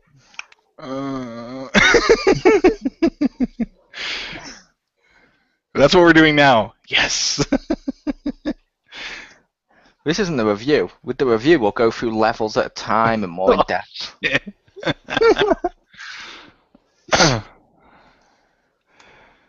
You ready to go, Stacy? No, the puzzle. Puzzle. Yeah. Oh yeah, that's a missing Mario the CD because it's still kind of like a puzzle game, and like it's terrible. I already explained why it's terrible. All the fucking questions and shit, it's terrible. There's no way to know any of that crap, and it just looks fucking ugly too. The display is like something from Doom. It's like ridiculous. Doom is awesome. No, I mean but on a freaking Doom is awesome, but on this for like I swear, they should have been just text-based by itself, and that would have been an improvement. Yeah. I'm just gonna be a dick and go, still better than Sunshine. Fuck you. Yeah. Oh. Yeah. I was gonna choose other ones, or I was strongly considering them, but yeah, Dr. Robotnik Mean Bean Machine for that game. Like, oh man, I managed to block it out of my mind, and then all comes back. Oh God! Did you have another one on your list before I started? I was kind of debating some. I wasn't sure, because I know there are ones I don't like very much, but that one I outright just would burn in a fire. The only good part about that game to me was I got it on the Sonic Genesis collection, so I can play a lot of other good games. True, I have that advantage now that Yeah. I've got it again. But I had it back in the day as well on the Oh, Mega Drive cartridge. yeah. Because Oh, I'm a I'm Sonic sorry. fan. It had Sonic. I was going to go out and buy it. I believe that. I've done that with games where you're like, oh, sweet, and then you buy it and you're like, what the Yeah. It's like, I'm sure if they came out with Doctor, whatever the bad guy is in Mega Man's. Dr. Wily's. Yeah, Dr. Wily's mean whatever machine. I'm sure you'd go out and buy it. I'd like to think I would look at lots of YouTube reviews first. However, well, the thing is, sometimes that kind of stuff can go right. Because Puzzle Fighter on paper, I'm like, that sounds stupid. And once my friend and I played it, I got like addicted to that game. So it's possible to pull off. I did like Puzzle Fighter. Like I said before, I preferred Pocket Fighters. Yeah. But Puzzle Fighter was awesome. Yeah, like, oh, dude. I think that was the first game. I know this is a tangent, but I think Puzzle Fighter, even though I didn't pick it as favorite, it's up there. That's I think the first game where I played it so much that like the next day, anything I looked at, I would mentally I would break it into the colors of gems and like how I could destroy it and get like it was like I did that a little bit and then I stopped. I was like, wait a minute, wow, that's like I need to not look at stuff like that. Like you'd see a pattern on like a poster or something, and your brain would just turn it into those blocks. And you're like, yeah, if I had the green crush gem, and I could no stop that. Oh my god, that exact same thing happened to Pew Pew. Uh-huh. Pew Pew was actually fired from her last job. No, it wasn't. She went up to the tables and went and kept punching them and then started to try and build a door, Minecraft style. I hate. Where did Stacy go? Where'd she go? She's trying to weld open this door. Yeah. She's trying to saw this ATM.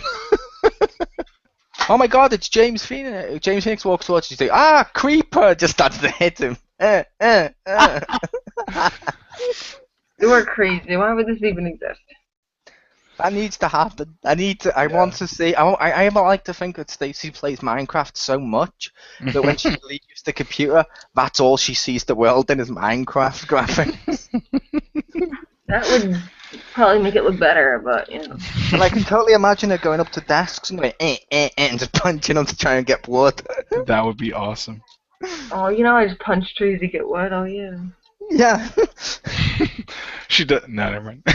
Yeah, I know where you're going with that. Yeah. I'll leave that to you, Rick. Okay. Wait. So next up we have worst survival game. I touched upon this before. Yep. Ooh. Resident Evil 4. This is when the series was still a survival game. So in hindsight, you can look back on it and be like, things can get worse. However, it was the start of the action. Like, I'm sorry, the first, I don't know if about you, I know loads of people rate this as the best Resident Evil game of all time. And if you're out there and you do, hey, this is our personal opinions. You can feel free to leave yours or whatever, but Resident Evil 4, the first time I picked up the gun in Resident Evil 4, I'm like, okay, I know Resident Evil. And then one of the enemies just gets up and runs towards me. I'm like, wait, they've learned run? What? Do him and I shoot him and he dies quick. And I'm like, this is more action. What the hell have you done to my Resident Evil? No. That'd be like basically with Minecraft having a survival mode. That'd be like if you go to play the next Minecraft on 360 and it's not Halo. And I know some people out there are probably going to make jokes that that's what's going to happen. It won't. But I hate that change. Yeah, I could see that.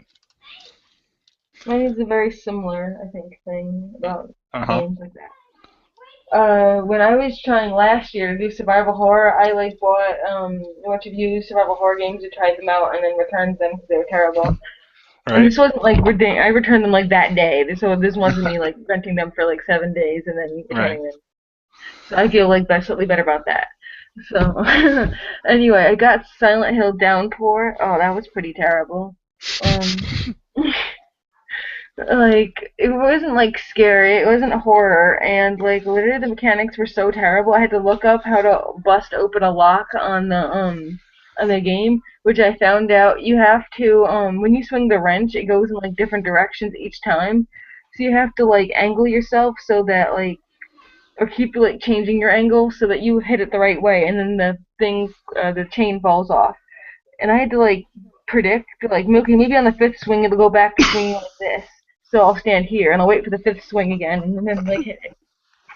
And that's how I like got the stupid chain open and started playing this game. And I'm like, why the fuck am I even doing this? This is stupid. I'm just really wasting my time right now. And then I went home and went back to the store and returned it. I'm like, this is just stupid. I will say I was a little surprised. What? Because we said survival, not survival horror, I kind of expected that bus game to get mentioned again because you have to survive till the end of the destination. Nice. Oh no, I couldn't survive that. I'd kill myself if I continued it, so I did not survive. So therefore, it's not survival. Try. No, that's okay. I have no problem if you kill yourself. Try. Okay. Robin Williams. Yes. And it's not too soon. No. If you rage quit life, all bets are off. Yeah. But okay, so for my survival one, I wasn't sure which is worse, but at least in terms of this, but I kind of went with Resident Evil 4 or 5 because I know 5 is definitely an action game, but I feel like they tried to bill it as a survival horror because it was like before people had fully realized that Resident Evil wasn't Resident Evil anymore. Yeah. And I know a lot of people don't. That's fine. That's totally cool. I understand completely. I actually liked 5, but it's not a survival horror game. Like, I mean, one, it's co-op, so it's it's not as survival. Even though Left 4 Dead showed that you can have survival with co-op, it also, Resident Evil 5 doesn't prey upon people sometimes just throwing a firebomb on you and running for it. Like, you're zombie bait now. That you can't do that in RE5. But it's like they weren't really survival horror and. Yeah, plus Resident Evil 5 definitely wasn't a survival, only because like the first level, waves of zombies come at you and you just shoot them the fuck dead, like with a machine gun. That's not survival. That's action. Well, you could also like replay levels so you could get more ammo and healing items and stuff. So it's like, yeah. But so I would have to put those. Even though I did like them for different reasons, they're not survival horror in that. Like you said, Mole, that's when it really, like 4 was when it started to not be an action game or not be a survival horror. But I feel like 5 was when they the general public realized, wait a minute, these aren't as a Resident Evil anymore. High five! We shared one. We're list buddies. Yeah, that and Dr. Robotnik. It's 2 for 2. Oh, we need to get a bracelet now with best list buddy forever on it. And put that on the wrestlers 15. Yes, like armband style, like Ray with the XGR tribute. Jim's would be a bracelet that says that would be like WWWS. What would Wikipedia say? Yeah. There you go. I was worried I was going to put too many W's. I was like, wait a minute, I didn't think this out before I started talking. Anyway, so now on to the final one for the night. Worst licensed game. I went with Jurassic. I know there's... Oh, yeah? You go. I was just going to say that there's no shortage of things to pick from on this list. There's not. I went with Jurassic Park on PS3. I mean, the other Jurassic Park games were bad, but they always had something redeemable. Like, okay, the side-scrolling shooter on like the Mega Drive or Genesis. Okay, that had some elements of fun. I had some fun playing as a kid and stuff. Playing this game, where it's the Telltale game, so it's like Walking Dead style and stuff, it should work. And I mean, Jurassic Park is the first one is a hugely story-driven movie. With science explanations, less action than, say, the second Jurassic Park. We'll ignore the third one completely. Less than the second one. It should work. Or making it that style ticks every single box. Yeah. Only it goes horribly wrong. It's like the characters are dull. The parts that are fun are just eh. I don't know. It's just I played it and I was like, I don't like this. And this is right after. I think this came out after Back to the Future, which wasn't even like this their first licensed one. They've done others, and they did Back to the Future well. Jurassic Park. I didn't like it. It just I think it's a complete mess and a complete failure. However, feel free for people to check it out yourselves and make up your own mind. But I didn't like that because some people may like that. I don't know. But over to Pew. You guys have a little luck. Okay, basically. We have luck? Yeah. Why? Okay, on my birthday, I got 2 copies of this game. One on PlayStation 3, or I think it was PlayStation 2 or 3, I forget which one. And one was on the Xbox 360. I got 2 copies of the same game. Fantastic Four 2, the video game. I got one from my aunt on my mother's side and one from the aunt on my father's side. They both gave me 2 versions of the same game, which I did not ask for, by the way. Oh God! They said, "Oh, you like comics and movies and superheroes and shit? Here you go." And 2 of them gave me. That has to be horrible because the rule dictates the game is worse than the movie, and that movie is a piece of shit. The movie was a piece of shit, and the fucking game on both the Xbox 360 and the actually no, sorry, I didn't get that on the Xbox 360. I got it with the PS2 or /3, I don't know which one, or in the Wii. I looked up a YouTube thing of the Xbox 360 one just to see if all of them were bad across the and it was, by the way. So this as a series, I guess, for no matter what platform it's on, it's terrible. What's the Galactus Cloud fight like? What is Cloud fight? Well, in the movie, he's like shown as a cloud. Yeah. Oh, I didn't fucking get across there. This is literally like a shit version of. They use the same kind of style they used in Ultimate Alliance, where you switch the characters and you have like generic beat 'em up, but you only have like the Fantastic Four who get like half their powers. And Suicide Invisibility doesn't work because people still know where you are because they're the computer. So can you guys fuck still that. hear me? Yes. Okay. My Firefox has crashed. Oh. Uh-oh. Luckily, I've got the message so you can hit restart Firefox. Okay. Uh-oh. We might have lost them. Okay, I'm gonna keep going. Okay. Okay, so basically, this takes the same kind of up-down switch of characters like Ultimate Alliance, but literally there's maybe I think 2 enemies throughout the entire game, and I mean 2 character models of enemies. And by the way, you're in caves all the time. You're not in the city at all. Wow. Because remember how they went in the cave and fought 9 million goblins? Yeah, remember that part? And then they fought so that's all they do. And occasionally they'll say a line like from the movie or whatever, or something like that. That was totally scripted in, and it's really awful. And I think that was and both games are exactly the same, even though they're on different systems. They're both really terrible. I think I got to the 3rd level where instead of being in a cave, I was in a building inside a cave, which had windows, so I could see the cave through the windows. Mm-hmm. Because like you put when you make a building inside a cave, you have to put windows so you can have that nice cave background to look at. Wow. Oh, wow. If I'm in this new location, you think some kind of human beings would make this building, so I'd be fighting human beings. Nope. More instead of cave people, it's robot cave people. So, and by robot cave people, I mean they hit me with sticks. Like you think they would shoot lasers or something, or nope. Like cave people, beep boop boop boop, cave people, boop boop boop boop. So it's like it was ridiculous. Like it was just so horrible, and it's horrible because I played one and then I did the same thing again by playing it again on the other system. So it was horrible twice. Wow. You actually bothered opening both and playing them? Well, I played one and it was so bad. I'm like, the other one can't be this bad, can it? Like it can't be. Like so I said, I said, could it be better? No, it was not better. And then I YouTubed the 361 just to get a review, and I was like, Wow. I tried it. I mean, I only played the second one for like an hour. And the other one I played for like 3 hours, and I was hoping it would get better later. Gotcha. Wow. So bad. Okay. So for mine, let me see.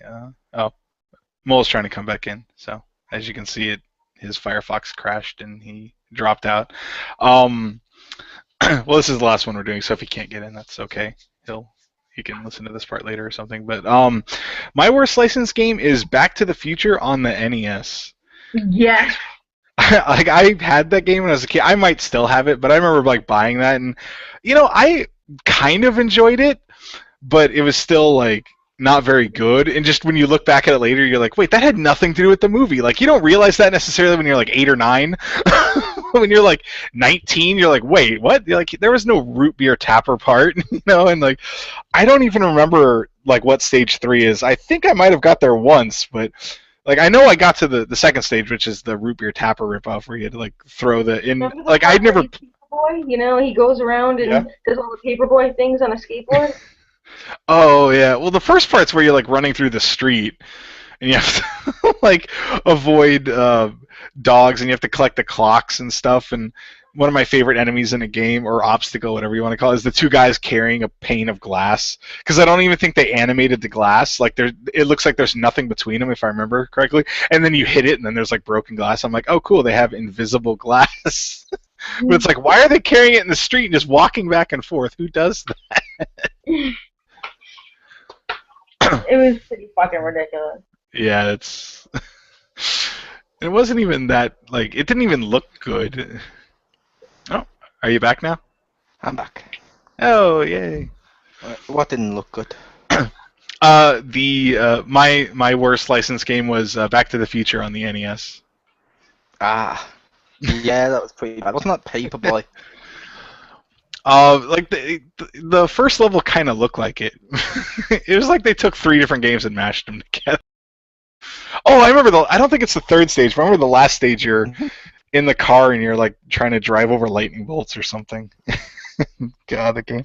Anyway, but yeah, that was my pick. So I believe that's we stopped at licensed, correct? Yep. All right. So yeah, we did.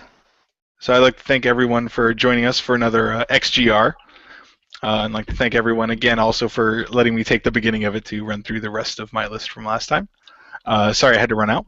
So next week we will get back to the best for the other half of our lists, which includes stuff like crossover, of course, characters, weapons, that kind of stuff. So everyone tune in for that. And thank you very much for listening, and we will see you next week.